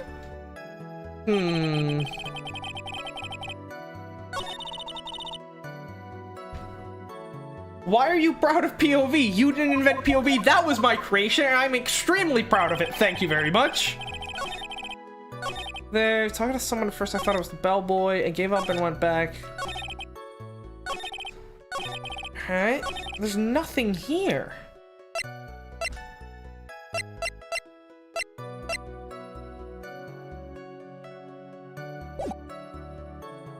What do we do here? Let's see, what did he say here? So the two of them, the bellboy and the defendant together, correct? Yeah, the bellboy just wanted to say congrats. They were watching two of them or anything to notice.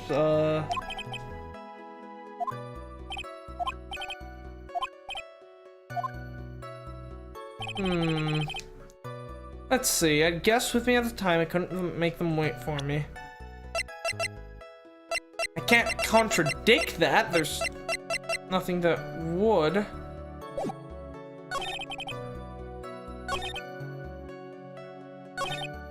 Let's see, after the award ceremony, I went by myself to Matt's room. Sure.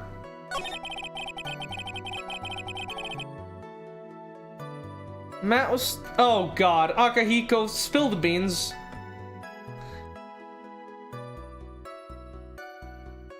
Please don't tell me it was me. I'm gonna have to ban myself. Standing there, still in this nickel samurai costume.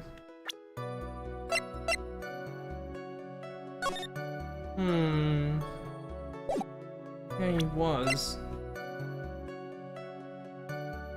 Press conference ticket, radio transceiver, Lotus camera, guide map, guitar case, wine glass, crime photo.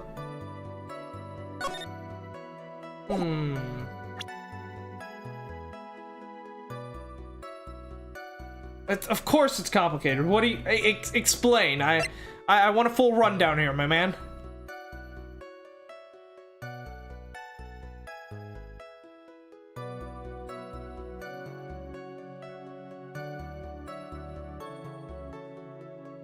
Bruh, I guess I'm gonna have to ban myself. I'll ban myself once the stream is over. Okay? I'll do it. I'll fucking do it. Damning ninja button.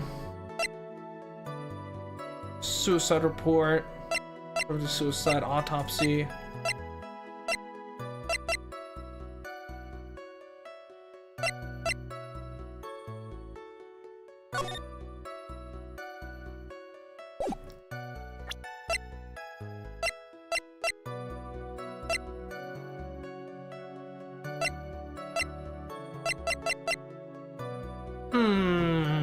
I don't know what to do here.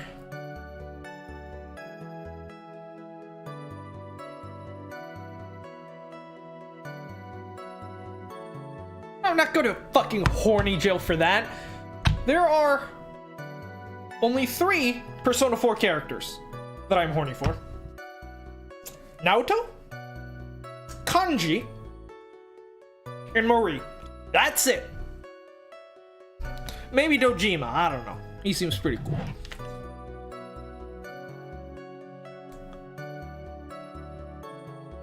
There in front of his room, still in the nickel samurai costume. I saw it at first, I thought it was the bellboy. When did the murder happen, actually? 8:15. When did the ceremony end exactly?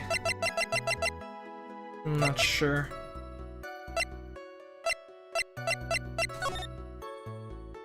There's on guard and great. Yeah, it makes sense.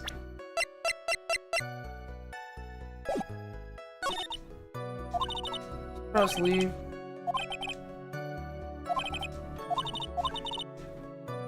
Probably wasn't gone for very long. Is there anything we can get him on here?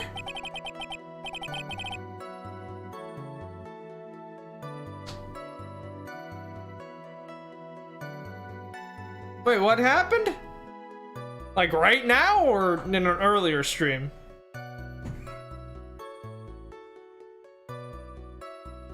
Defendant's room. Did you go there? Oh, stop, Mr. Right. Don't know what I'm doing here.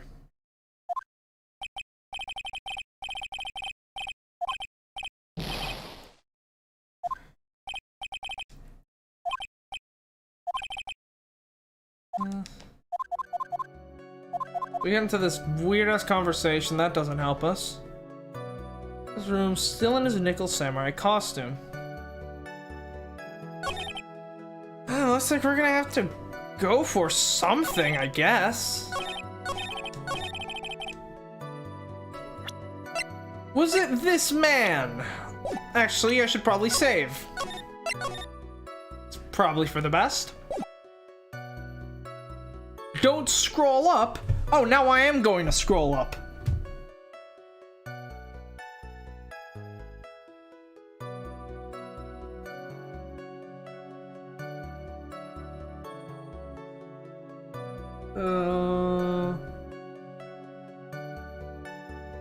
You have any idea for like a timestamp or something? Because I can't find it.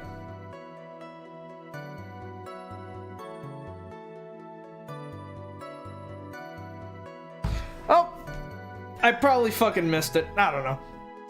If I missed it, there's nothing I can do. You know, if Ace Attorney has taught me anything, it's the evidence is everything. Right, would that by any chance happen to be this shady figure?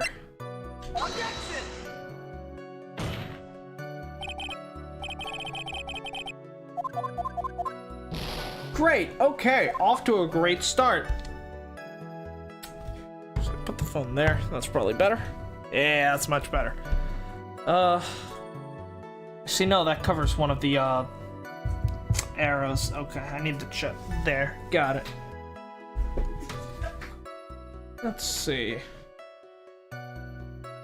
Bellboy. Thought it was the bellboy. You have anything to say about that? At first? What do you mean by that?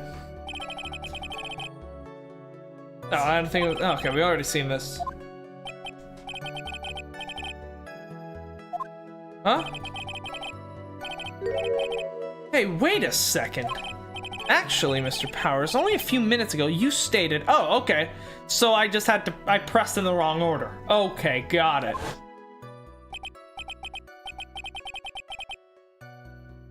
Four minutes ago.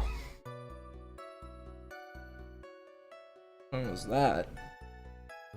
I can't find it. Whatever. It's fine. Oh, whatever. If I can't find it, I can't do anything about it. I don't have any evidence. Oh, yeah, I did feel something weird. I think it was because Matt, well, he gave the bellboy a tip. Could it be that you felt something was strange about the tip-giving incident itself? I swear to God, if this man, if Matt handed over like a huge stack of like $100 bills, like this thick, and he was like, oh yeah, he was just giving him a tip, man. Fuck you. I will kill you myself. Could it be that you felt something strange about the tip-giving? Okay, we were at that. Yeah, that's it. You really know your job. Mr. Edgeworth! Yes, Your Honor. This bellboy, he wasn't an ordinary one, was he?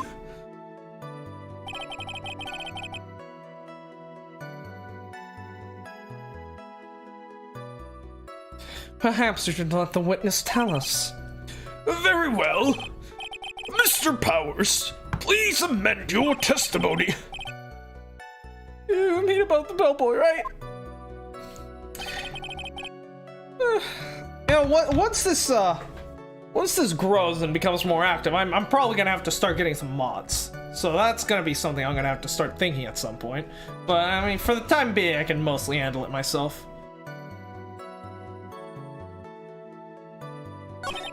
Standing there in the front of his roost, and they might give the bellboy a tip. Okay, would you like to elaborate? So he gave the bellboy a tip. What's so strange about that? Oh, well, you see, Matt's not a poor petty pitcher like me. I was trying to figure out how much it was because the tip really shocked me. How much it was?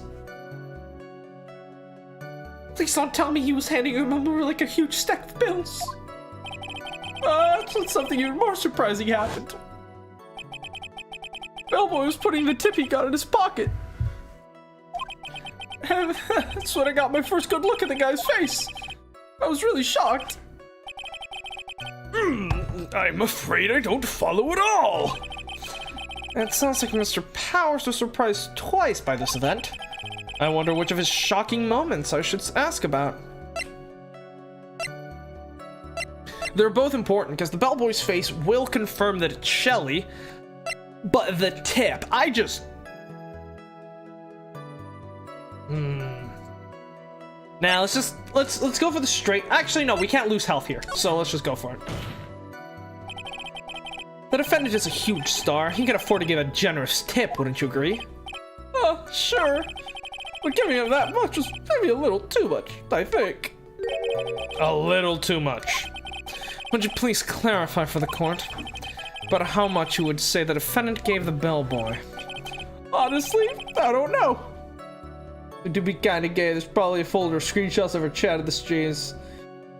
Yeah, like, watch you two, like, get canceled, like, 20 years from now because of this fucking chat.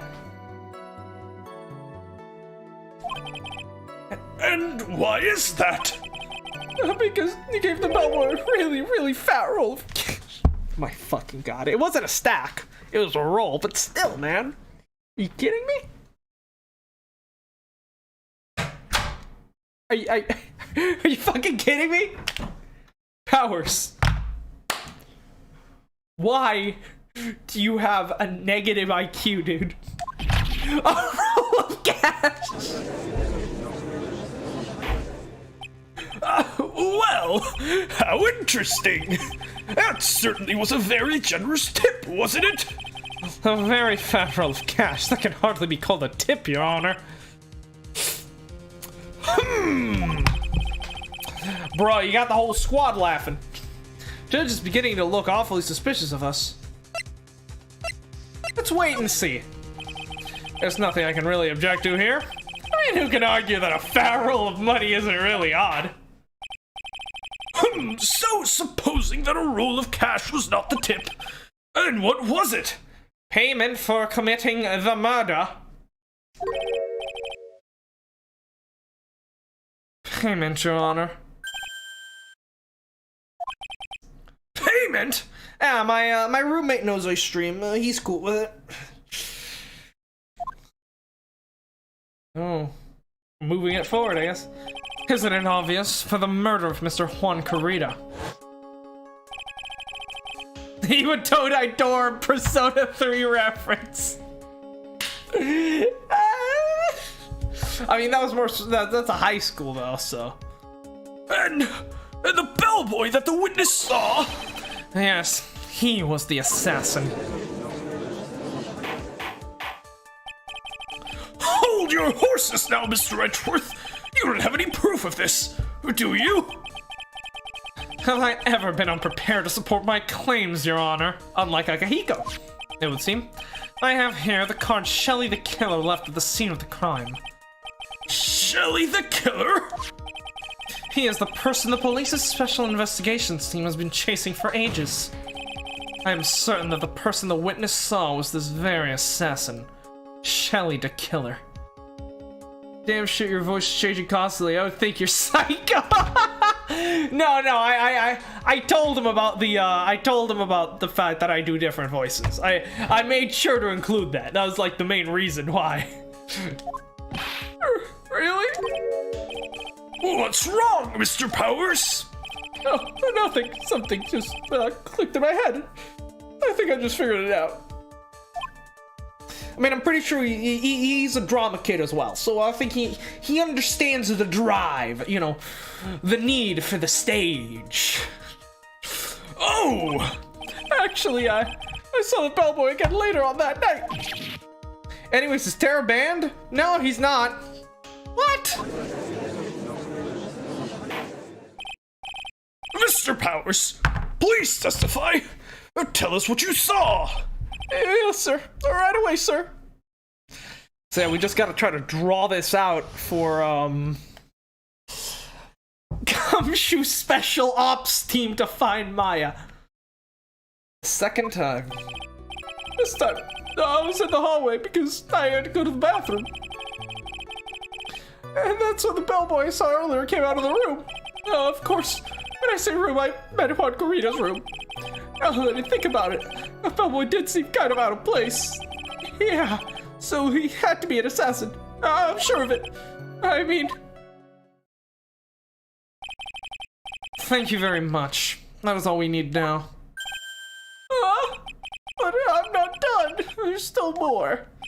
Let us first establish that the bellboy is truly Mr. the Killer. Then we shall see. So the bellboy came out of the victim's room? She was crying one... It's because of timeout, lol. Oh yeah, I remember that. That was pretty funny.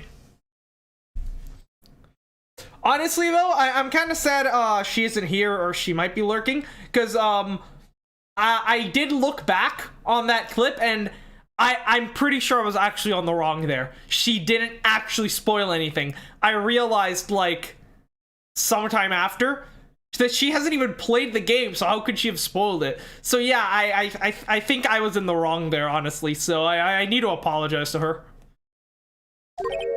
And I think the answer is fairly obvious. That would be correct, Your Honor. Well, Mr. Wright, I believe it is your turn to enlighten us, to entertain and make us laugh. Although, hey, it's like a rite of passage. I'm pretty sure everyone in the chat has been banned at some point or another.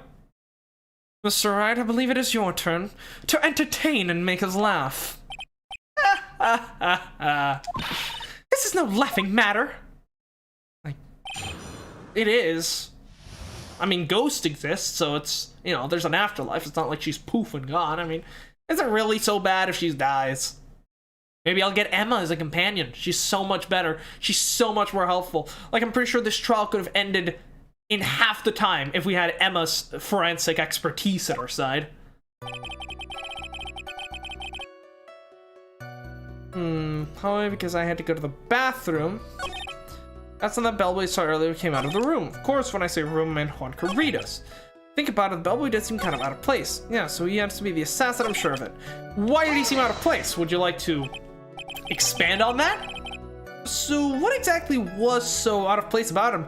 No, I mean, to be fair, I haven't been very active lately because of, you know, moving into dorms and all that. So, you know, was Demi here the last time? During Persona? No, she wasn't. But, no, I don't think it was too long. I know there was one day where she was just lurking the whole time. I only popped into the chat once. So what exactly was so out of place about him? Right. Why the insipid grin? Because I have no idea what the damaging thing he's gonna say next. Oh, well, Bellboy was empty-handed. Empty-handed? Bellboy was one of those room service people, right? But he wasn't pushing a cart when he wasn't holding a tray either. You'd call that a little strange too, wouldn't you?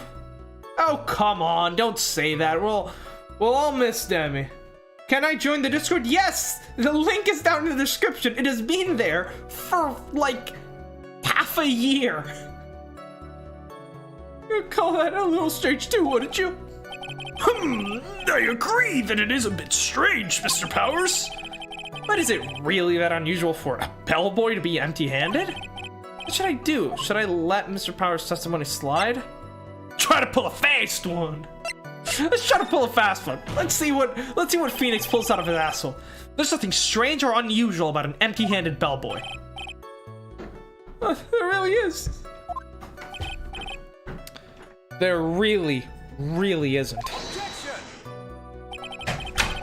If you two are done being school children, bellboys are for room service. There's no room for them to be empty-handed ever. But if they just like brought a bottle, left the bottle, and then left, I mean, you don't have to bring stuff in a tray every single day. That doesn't make any sense.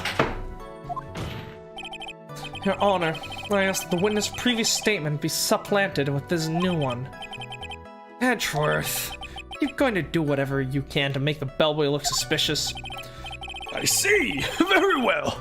This court recognizes and grants the prosecution's request. Mr. Powers, if you could amend your testimony, please. Yes, sir.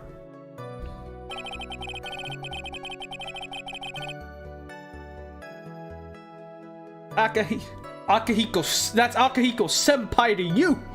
He's a senior. Actually, hell, he's like 3 years older than you by the time difference, right? Wait, no. Chihiro is a freshman during 3 and a senior during 4. That means 2 years have to pass between the two games. And he was already, yeah, so he was already a year older. Yep, Akihiko should be 3 years older than you, Narukami, or somewhere thereabouts. Bubble came out of the guest rooms empty-handed. The victim's room, huh? Yeah, one with all the pretty flowers and teddy bears. It was Juan's room, all right.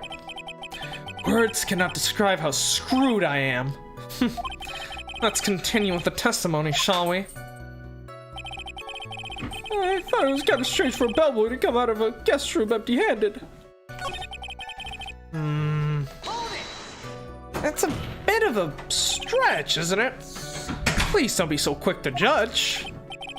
Oh, it's kind of a Powers family thing. Think of every person as a thief. Words of wisdom.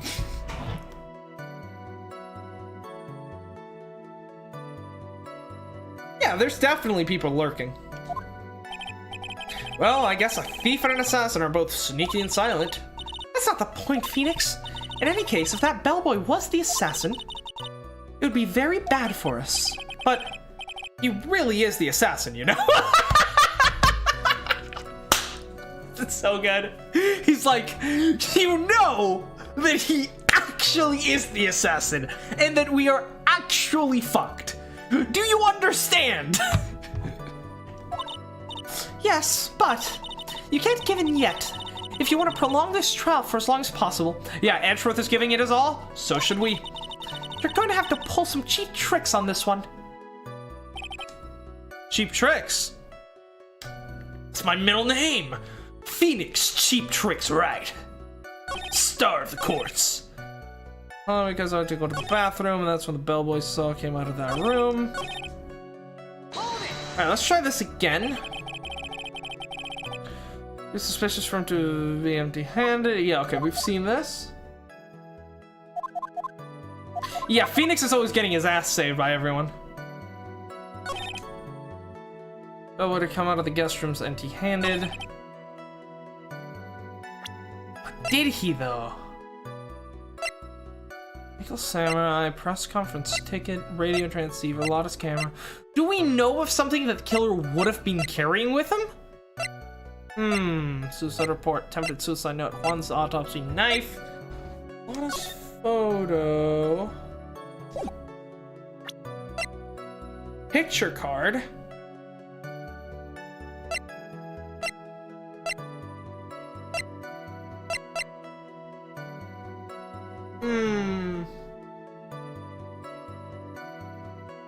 Yeah, I will say Capcom is pretty overrated, though I do really like Ace Attorney. And like this case in particular, it's, you know, there's a lot of good parallels between this and the time when Edgeworth, well, both when Edgeworth realized that he was looking at being a prosecutor all wrong, and also when Edgeworth lost his father and vowed to become a prosecutor. It's very good. So he had to be the assassin, I'm sure of it.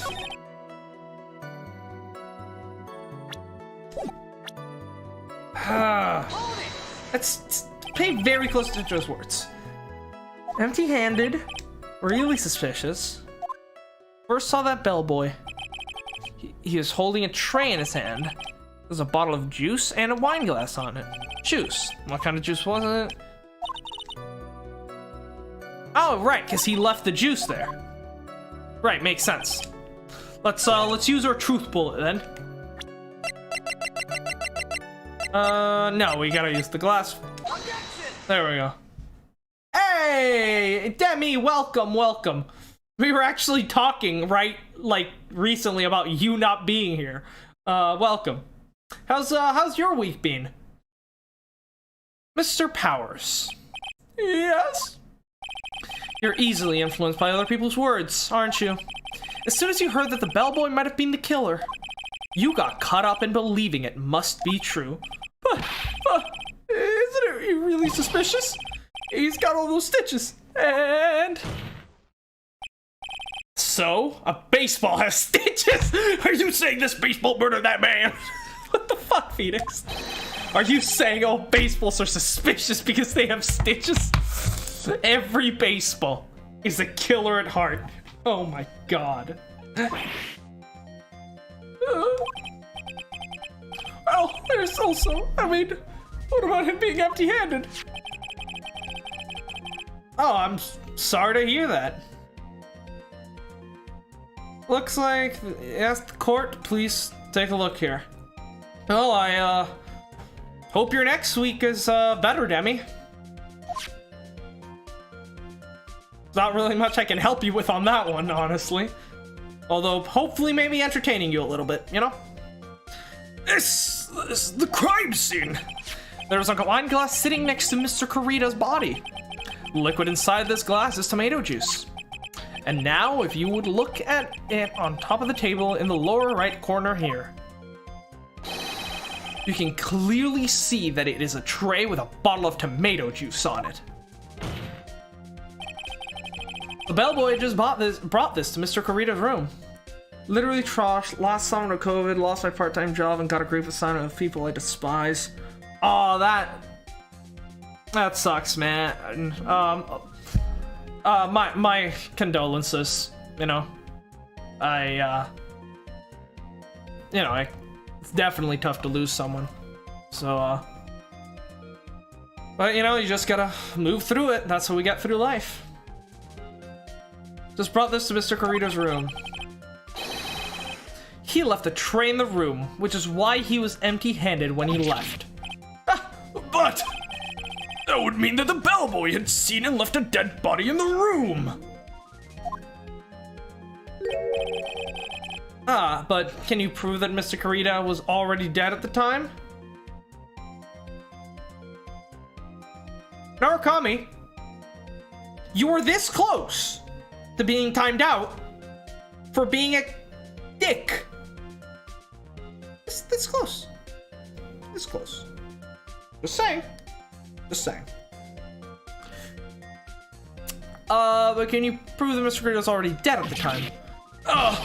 Mr. Edgeworth. Yes. I blame you for leading me down this route. I'm terribly sorry, Your Honor. What is with him? Why is he laughing? Witness, isn't there one more thing you would like to share with us?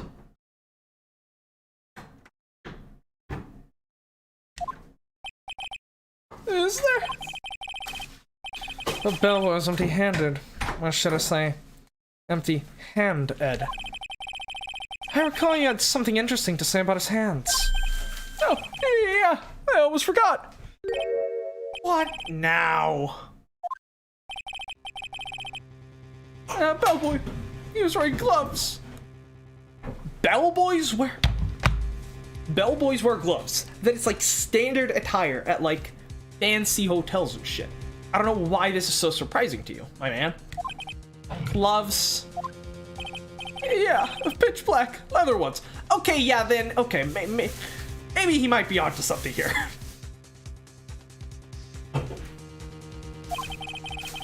Oh, the other bellboys don't wear gloves like that, right? Black leather gloves. Why didn't you mention them earlier? Sorry, it slipped my mind. Ah, boy, this is making a bellboy look real suspicious. Alright, let's focus. I can't get lax here. So, what if he had gloves? A lot of bellboys wear gloves. Oh, come on, Mr. Wright. That bellboy was wearing black leather ones. Maybe he's in a biker gang. So, a football is... Phoenix, this is not a wise avenue to pursue. That football killed that man. He's saying all footballs are suspicious because they are made of leather. This man didn't even want to try to start shit, just want to live life. Yeah, of course. You know. Hopefully, we can be here for you. Hopefully, Demi. Also, is the chat too low? I think the chat is too low. I need to fix that. It is a bit. Let me move it slightly up. There we go. That's better. Okay, there we go. But, man, he received a large roll of cash from the defendant. And then he was seen leaving the crime scene wearing black leather gloves. I don't think that even someone like myself can believe he was just another bellboy. It seems that we have finally come to an understanding.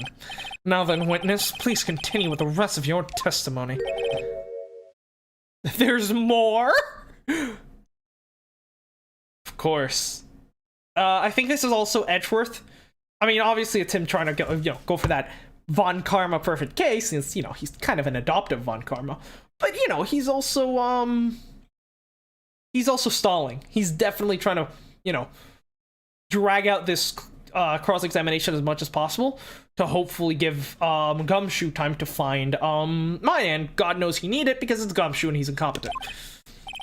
Oh, yes, please tell us more. Okay. Oh, Powers, you're so happy on the witness stand. After leaving Quad's room, the bellboy went and knocked on Matt's door. Just like that. Anyone could just screenshot it. Dumb to talk about personal stuff here. I mean, to be fair, you don't need to screenshot it for it to be permanently recorded. This is a video.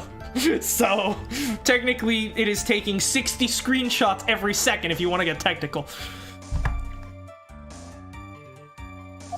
He gave something to the person inside the room, and the old guy just left without even going into the room. After that, I went to the bathroom and then back to my seat. Interesting. So, the bellboy, after leaving the crime scene, next went to the defendant's room. Yeah, I kinda saw that by accident.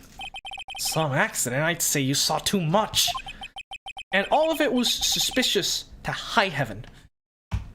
This man is truly the most fucking luckiest unlucky person I've ever met. Jesus Christ. I'm off, guys. All right, Demi. Well, again, I'm so sorry you're going through all this, and hopefully the rest of your week gets better.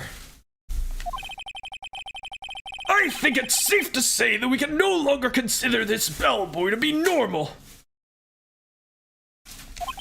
Yeah, later, man. Now then, let's get started, shall we, Mr. Wright?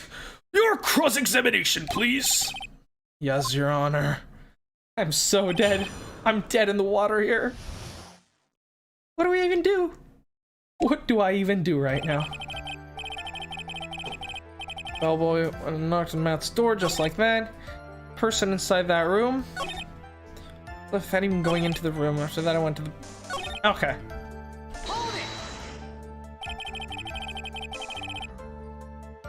Where did this bellboy go after he left Mr. On Guard's room? He opened the door to the Viola Hall. Went in there, and who knows after that, right? We talked to him, actually, if I remember correctly. I do. Some of the person inside the room. Why did Demi go to sleep? Narukami, what time is it where you are? I said hold it. Okay. That's better. What kind of statement is that? Please elaborate and give us a few more details. Okay. I should probably ask him only one question at a time. Person inside asks about this something. Yeah, let's ask about the something, see what we can get from there. He gave something to this person. Yeah, what time is it where you are right now, Narukami? Yeah. And what was this something? If I remember what it was, I would be calling it a something, would I? It's 7:16 a.m. Yeah, in, Demi is in South Korea, which means I'm not sure how the timelines are split, so that's probably 7 or 6, somewhere around then. Yeah, you know, obviously I know you guys, you loyal. You know, I fully appreciate that, but you know, I can always, of course, the time zone difference is definitely an issue, and it's weird that literally everyone here is like from that area of the world. Like, what? I guess I am playing a lot of Japanese games, aren't I? This implies that. But this implies that something was removed from the scene of the crime. Oh, what? Controller got disconnected. That is interesting. Yes, of course something did. We already know exactly what it was. It was the bear. With definitely not a suicide note inside. Guys, do not open up this bear. Are you sure you really can't remember, Mr. Powers?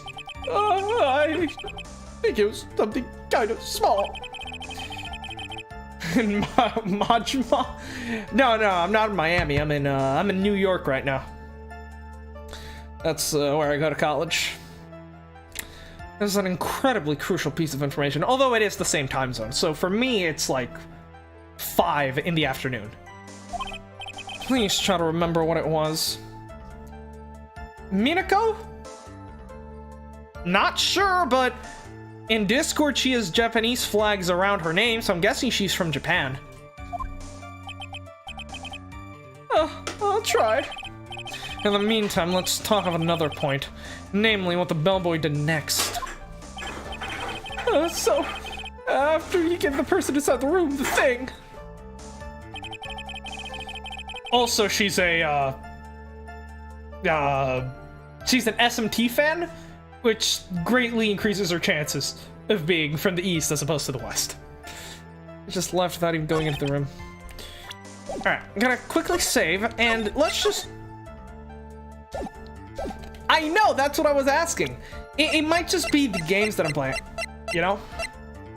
Alright, would that object, by any stretch, happen to be this figurine?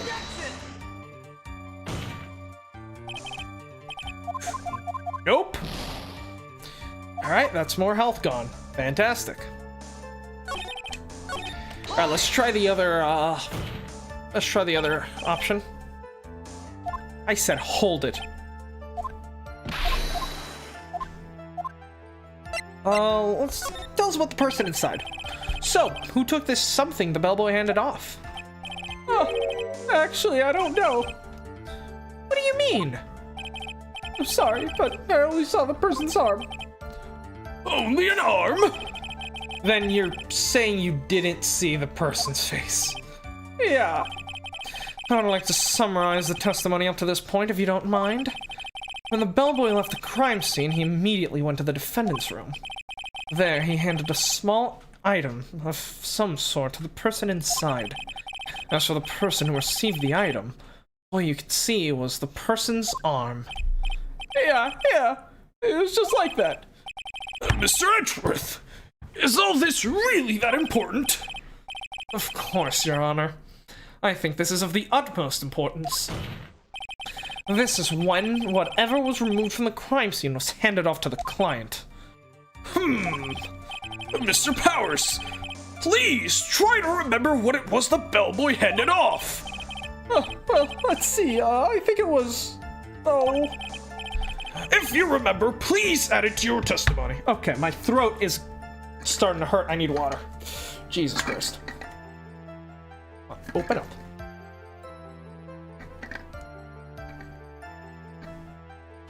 Oh, God.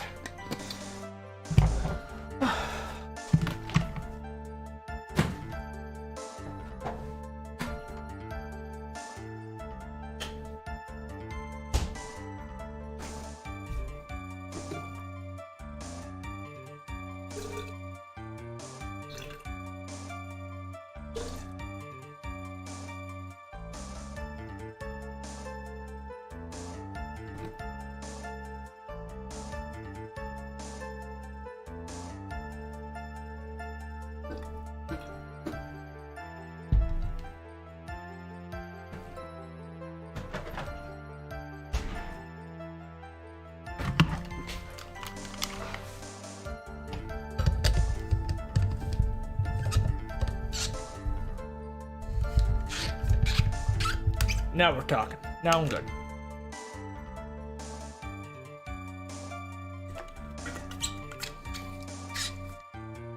Cheers, mate.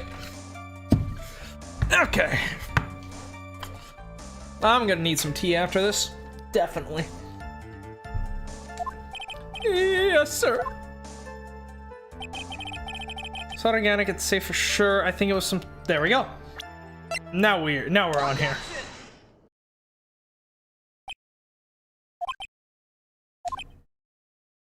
Wait, why am I doing this? This is the opposite of what I should be doing. What was that point of that pregnant pause? Where did that objection come from? Well, speak up. It was, me, Your Honor. Was it, Phoenix? I have a feeling that something bad is gonna happen once I show this. Mr. Wright, if you have something to say, please spit it out. Yes, Your Honor. Okay, Phoenix. Deep breath. Mr. Powers, the something you saw. Was it this item? Oh, hey, that's it. That's the something.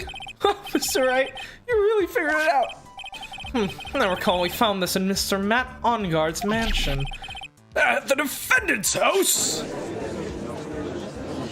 Yeah, we're fucked. What does this mean? Although this would be the perfect segue for second part, hopefully.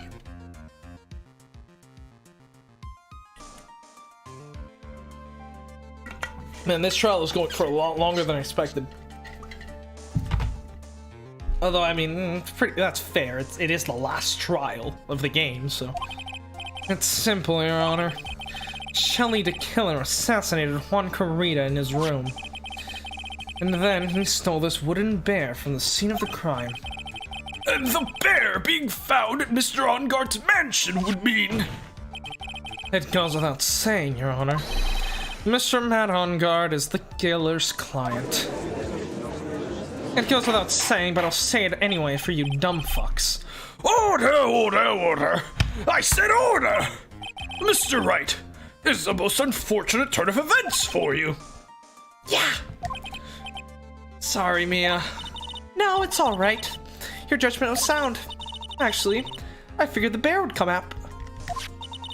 If not now, then it would have later on. Even if you hadn't showed it to the court, I'm sure your friend Edgeworth would have. Hey! Hey! I'd like to think we're more than that. I almost forgot that he knew about it too. I think it is clear that there's no need for us to continue this trial. Can't let this happen. I have to do something. There has to be something we've overlooked. Hey! Narukami, welcome back. Your Honor, a minute, please. But yeah, I'm guessing the reason why everyone here is from Japan is probably because, like... most of the games that I'm playing are Japanese visual novels. which obviously have a much bigger popularity in Japan than they do anywhere in the West. But Terra was from Italy, though, so there's that. Your Honor, a minute, please. Yes, Mr. Wright. There's still a few points left that we've not fully explored. Eating sexy homemade takoyaki and some pizza? Interesting combination, I've never thought of that. Terra Mia means like... Well, Terra is like ground or earth, and Mia means like mine, so it's like my land. So it's like fancy was saying my country, right? I don't know Italian. I'm just basic knowledge of the Latin languages because I know Spanish, and then my country. Yep, okay, I was right.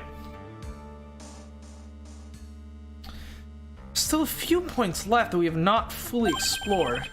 What are you trying to pull? Oh? Well, we can't have that! Alright, Mr. Wright. What questionable point would you like to explore next? First testimony comparison to receive the bear itself. Let's examine that bear. I have a feeling there might be a suicide note inside.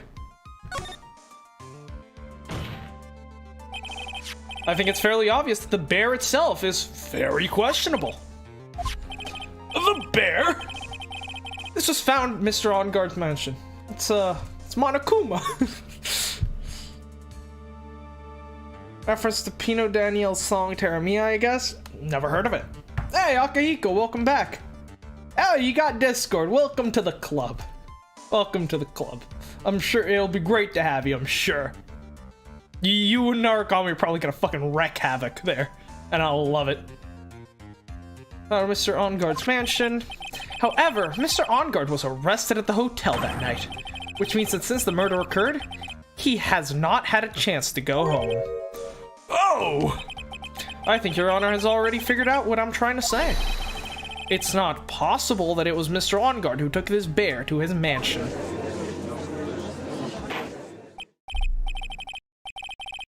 How do you do it? If you have a Discord account, you should be able to just click the link and then log in, and it should just send you to the server right away.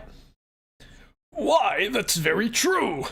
We didn't consider that point, Mr. Wright. There was no way, time-wise, for the defendant to have taken this bear home. Well, yeah, like I said, it was taken home by Shelley himself. Objection! You haven't gotten the best of me yet, Mr. Wright. Yeah, let me just quickly make sure myself that the link actually works. That might be embarrassing otherwise, you know? So let me just do that real quick. Discord.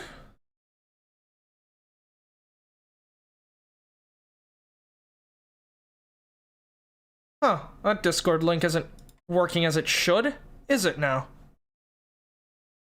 Interesting. Maybe I need a new one?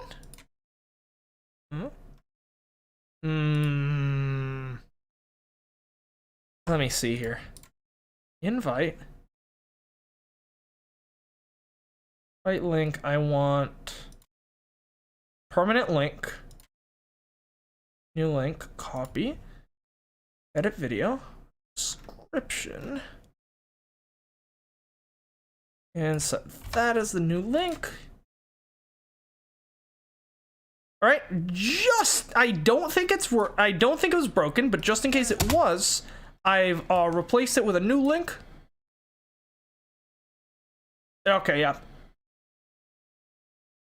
Try the new link, see if that works, because maybe the old link was just broken, who knows.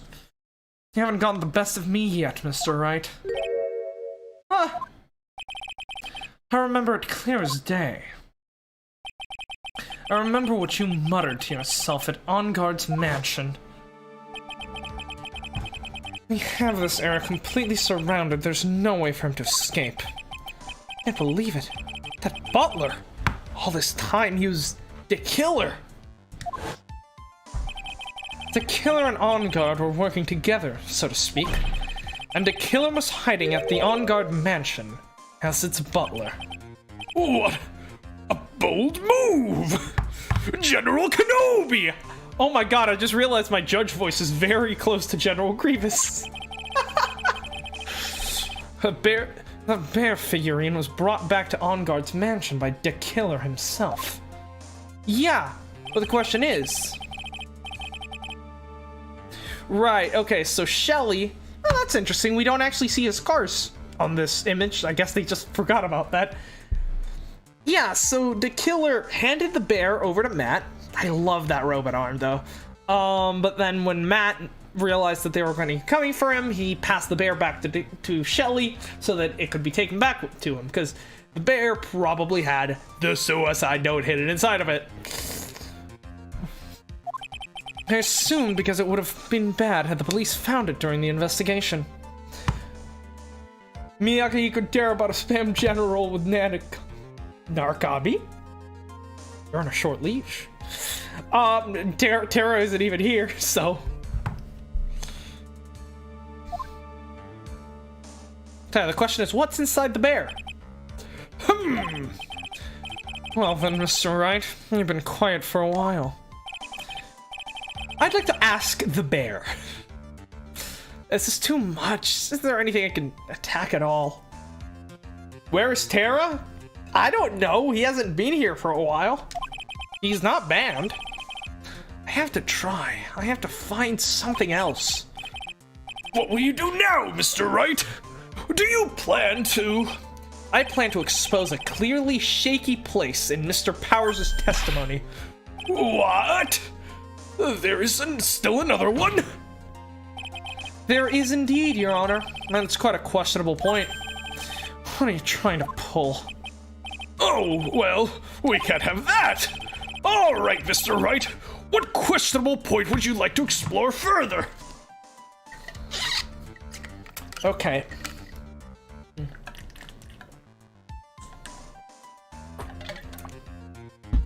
It seems like, despite my greatest efforts, we will not be able to finish this game today. Because we're still in the first part of this trial. And I don't think I can go for a full second round. If I do, I'm going to end up losing my voice. So, I'm going to find a good place to leave this off. You know, I'll go to either the end of the first section or until the or until we get to 6, because that'll be a nice 3-hour package. So yeah, whatever happens first, either we get to, well, actually we get to 6 o'clock, which should be like 8 for you guys, I think, or I reach the end of this first bit. Until once we do that, I'm probably gonna end it for today, and then I'll find some way to sneak it in before next Saturday, or actually I might do it Saturday morning. That might be it, because I'm definitely gonna be starting Danganronpa next Saturday. That is uncompromisable. How do you mess up sausage and toast?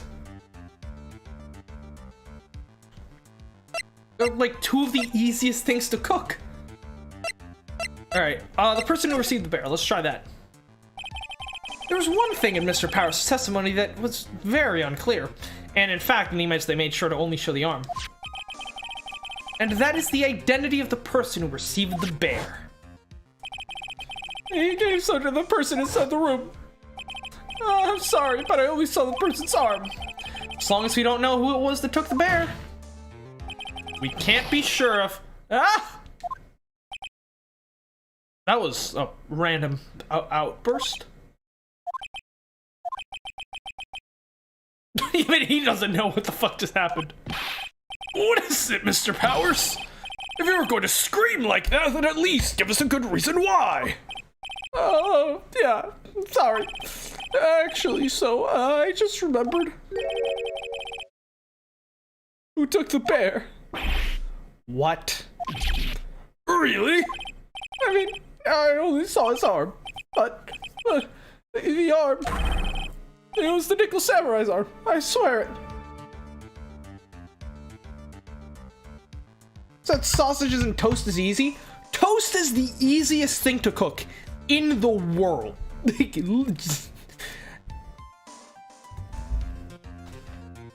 As for the sausages, I mean, yeah, sausages, you know, you gotta be a bit more careful when it comes to meat, but it's just basically getting them nice and crunchy on the outside, but nice and juicy on the inside. It's pretty straightforward. I don't know what to tell you.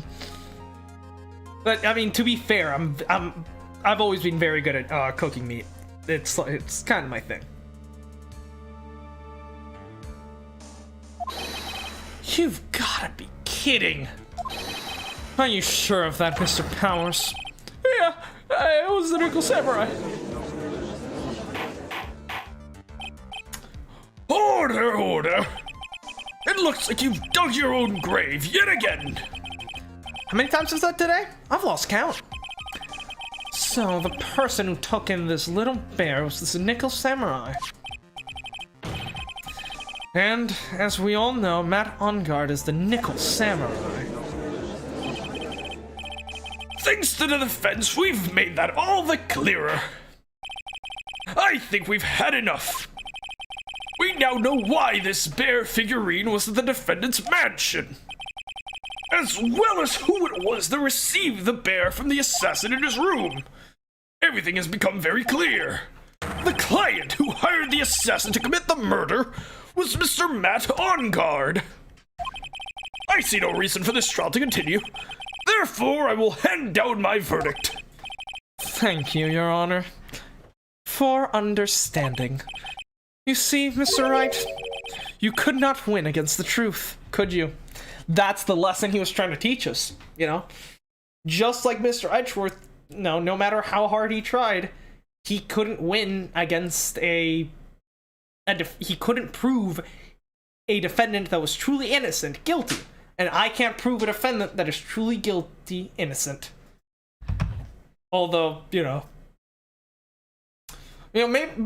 Ongard should have gotten OJ's lawyer instead of me. I mean, certainly would have made a better defense. I mean, if the bear doesn't fit, you must acquit. If the Kuma doesn't fit, you must acquit. Can't make toast with sausages. Makes it almost 8 a.m. anyways. I mean, at this point, it's breakfast, you know?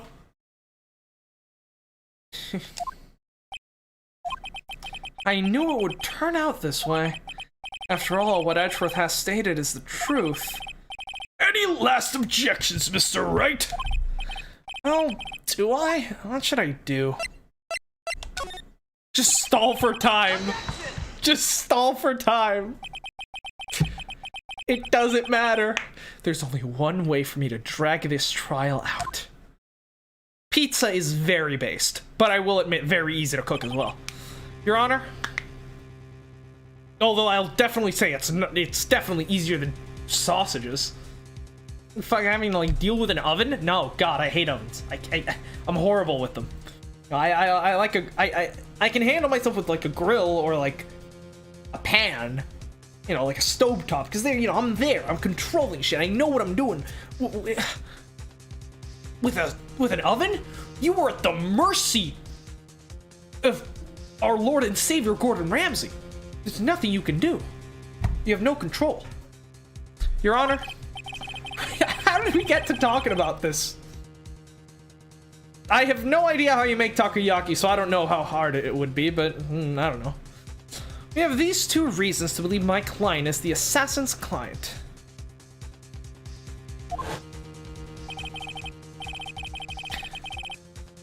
I cannot trust ovens. I can't. Reason number one, he accepted the bear figurine from the assassin. If I'm not in direct control of how my food is being prepared, I can't do it. If the only thing I can, like, on a grill or stovetop, I can make whatever. In an oven, I can make some chicken nuggets. That's about my extent of oven skills. Reason number one, he accepted the bear figurine from the assassin. Reason number two, that very same figurine was found at the Ongard mansion. Yes, it is entirely possible that whoever grabbed that bear was not on guard, and then he put it in on guard's mansion to frame him. It could. Oh! Is the stream down? I'm having network issues. I don't know if that's just my laptop or only my computer. Hello? Hello? Okay, so the stream is still going. But my phone seems to have lost connection. Oh, there we go. We're back. Everything's good. Everything's good. Everything's good. Let's continue. Reason number 2. That very same figurine was found at On Guard Mansion. However, it's possible this is all the work of a certain other person. What are you saying? What I'm saying is, it's possible a different person is the killer's real client. The real client? Yes. Is that all you have? And now then, Mr. Wright, let's hear your theory. Who do you say is the killer's real client, and therefore the real murderer? What? What? Okay. We're going balls to the wall here. Maya, Pearl, Gumshoe, Karma, Edgeworth, Powers, Lotta. Juan's dead. I want to pick Juan just for the sake of that.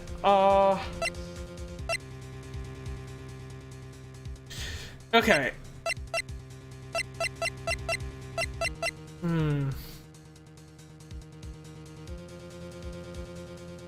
I've never fucked up a sausage in my life.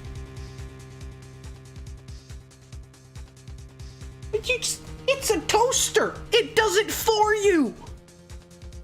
How do you fuck up pressing down on a toaster? It's timed.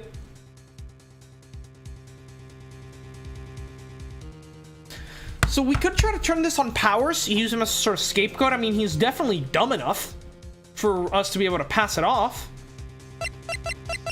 But Adrian is also being quite suspicious so far, so it's completely possible to try to use her.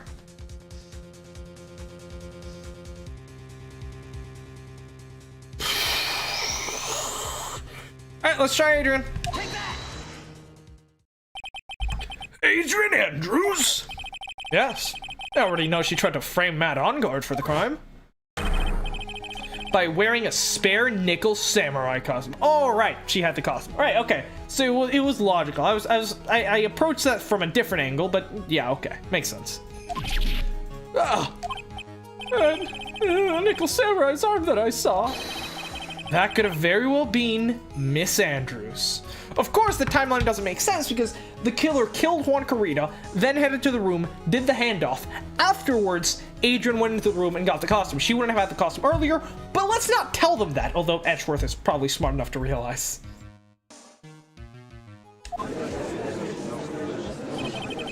But what about Mr. On Guard?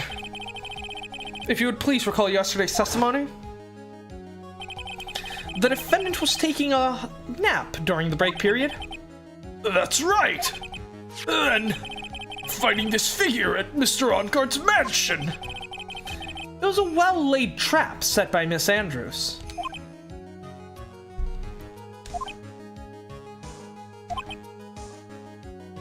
Look, I don't know if it's just me, but I can't trust myself with an oven.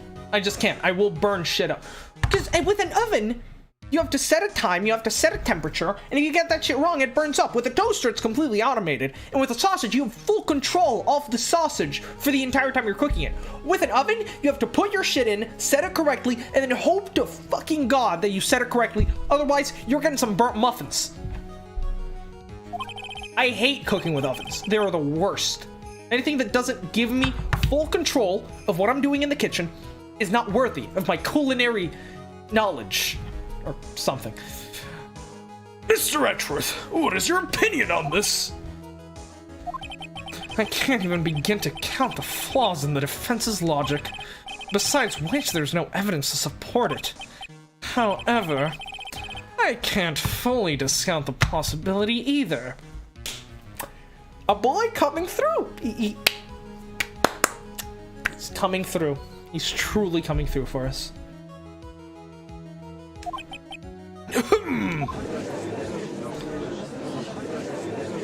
What is this trial? Come on, anyone can tell that On-Guard did it!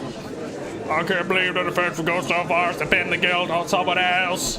Hey, unbelievable! It's not something petty, it's murder of all things! This is to save Maya, this is to save Maya. We're doing exactly what Edgeworth did, and he got hate for it. We are becoming Edgeworth, and I love it so much. Yo, Edgeworth, I feel like we really connected during this trial. You wanna maybe go grab a bite to eat afterwards?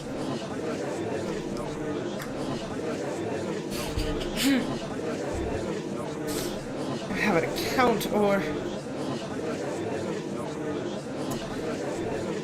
Oh, controller disconnected again. Yeah, there's connectivity here isn't great, especially there's a lot of Bluetooth interference for some reason. We're back. Even if the whole world turns against me, this is one fight I can't give up on. Order, order, order! All disruptive parties will be forced to leave the courtroom! Tackle them, bailiff! Tackle them! Your Honor,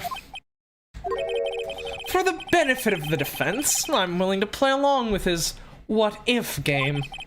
His what-if game, Mr. Edgeworth? Wow, dude! Sick Shin Megami Tensei reference! The prosecution has prepared a challenge to the defense's theory. Fucking video of me making a 5-star meal on the Team Buster Discord.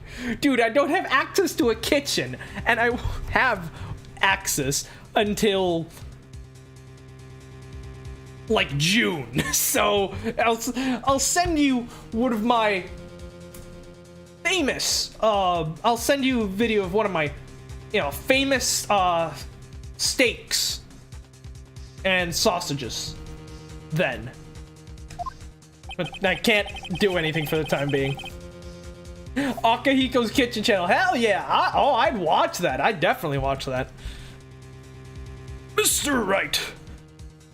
No, that's Edgeworth. You're, you got... you've been smoking a bit too much, my man? Sorry, that was... I don't know what came over me. Mr. Wright, even you must have thought it strange and wondered. Why would the criminal want this little wooden bear? He's right.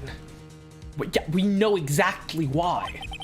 The killer did specially bring that bear to On Guard right away. Well, why do you ask? Is there something special about it? Absolutely. But I'm sure that once the court knows its significance, the true killer's identity will become crystal clear. See, I love this about Edgeworth. He's able to sort of throw the defense a bone, while also at the same time making it seem like he's just going for an even more perfect verdict, and I love it. Your Honor, the prosecution calls upon the witness who will clear all doubts against Miss Andrews. And who would that be? It's quite simple, Your Honor. Miss Adrian Andrews herself. A simple man. Don't at me, just spitting facts. Yes, culinary showdown. This is why we're all here. Not some murder mystery or emotional friendship bullshit. Nah. Cooking. I see. Well then, the court will take a short 10-minute recess. The prosecution will prepare its witness in that time. Yes, Your Honor. Okay. We've made it. Actually, almost 6. So yeah, we're gonna wait for the chapter to end, and then I'm gonna end it there. March 23rd, 11:54 a.m. District Court, Defendant Lobby, number 3. Oh, I knew it was a good idea to hold her hostage. Don't you agree, Mr. Lawyer Dude? I never thought in your desperation you'd try to pin the guilt onto Adrian. I swear his demon will pay. Dude, I like how you think you're ruthless, just like me. Mr. Nick! Pearls? Hold down restaurant meal, bitch. Come on, because I swear to God, we're gonna laugh at Akihiko, and this is gonna become like his superhero origin story. Give it like 30 years, he's gonna be like a 5-time Michelin chef with like his own cooking show and shit. The next Gordon Ramsay right there. And of course, as the, that's the final test in the competition, you have to make sausages and toast to perfection. Pearls? Where's Mia? I don't know. She probably hopped over to Maya for a quick bit to try to check on the situation. A really strong power suddenly called her away. Yep, that's Maya, alright. A really strong power. Yeah, so, yeah, Maya's called on, Mia to try to update on our situation. It might be that Maya has managed to get free, and that's why she's calling Mia to basically be able to communicate the intel to us, Come on, Akihiko, prove us wrong, become a world-famous chef. A really strong power.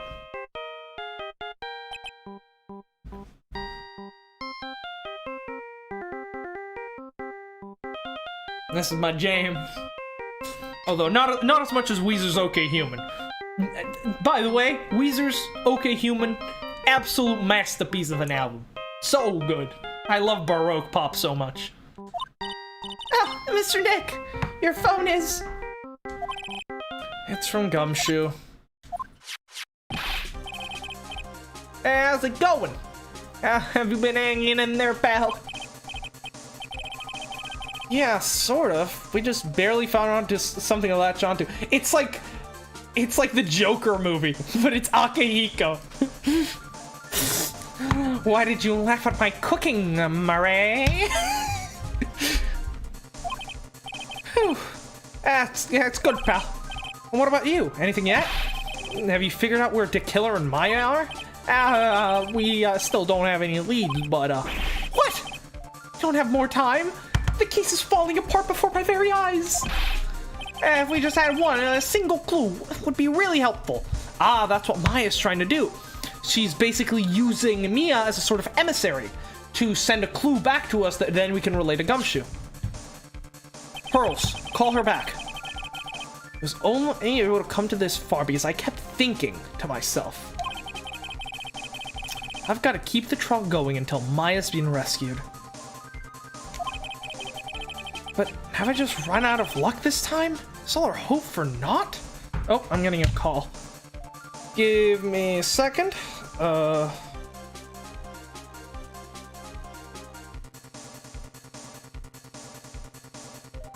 There. Stream's almost ending anyway, so it's fine. But have I just run out of luck this time? Is all our hope for naught? A tent. Huh? A what? I could see a circus tent. Mia! Yep, there we go. Looks like Maya was unconscious until just a few minutes ago. As soon as she woke up, she called for me. So it was Maya that called you away. She's locked in a dusty little room right now. But I could see a circus tent outside the window, about 300 feet away. I swear to God, if the very big circus factors into this. Maximilian Galactica, baby! Gumshoe? Is there a circus in town right now? There's only one, pal. A very big circus! Oh, yeah, good old Mo is running it right now, isn't he? Hey. You wanna hear a bear pun? Maya is somewhere within a 300-foot radius of the main tent. Of course, and now of course Mr. Galactica is gonna help us out, And of course, lay on the the lion dances the waltz. Wow, I fucked that reference up so much. Holy fuck, I butchered that. Jesus. Maya is somewhere within 300 radius of that main tent. What? Okay, hold on a second, pal. Hey, are you saying my boy Mo is harboring a dangerous fugitive? Hey, draw a circle about a map, about a 300-foot radius from the main tent. Hurry. And I can see a mailbox under the window, just outside. Gumshoe, there's also a mailbox. Okay, what else? What else, Mia? I'm sorry, but it was a very small window.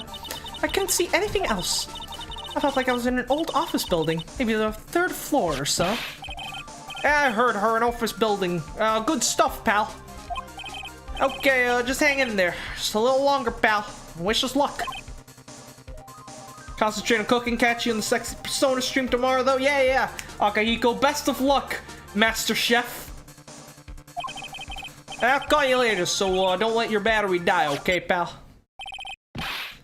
Yeah, Maya's not hurt, right? She's in a pretty bad state, Phoenix. She's been starved. Gumshoe, please hurry. It's fine, you can go 3 weeks without food. You'll be good. Looks like we're out of time. Are you alright, Phoenix? It's only a matter of time before Maya's rescued. I can do this. I just have to make this trial last a little longer. And... Are we... Hello? May 3rd, 12:05 p.m. District Court. Wait, what? Did we miss the transition? This is still the first part of the trial. No, it's over. I'm ending it right now. I can't. I can't keep going like this. Jesus Christ. Get me out of here. Okay. Just like a punch in the face. Okay, well. That was certainly something. Yeah, if I keep going on any longer, I'm gonna lose my voice, which is not a good outcome for anyone here. So, I'm gonna end it right here for today, and I'm gonna have to find some other day to, I'm gonna try to find some other day where I can, come back and finish up today. I have to do it before Saturday, because Saturday we're gonna be starting Danganronpa with Bryce. That's gonna be very fun. But yeah, if you're new here and this is your first time, be sure to, throw us a like and subscribe. It's always appreciated. It's been great having all of you guys here, especially Narukami, Akahiko, and Demi. I saw you guys in the chat, so I'm gonna give you a shout. How it goes. So yeah, thank you guys for being here, and see you tomorrow with Persona 4 at the same time. Same bat hour, same bat channel. Now, how do I end this properly? Yeah. Remind Akahiko to show us his cooking tomorrow? Yeah, of course, I'll definitely remind him. Alright, yeah, later guys.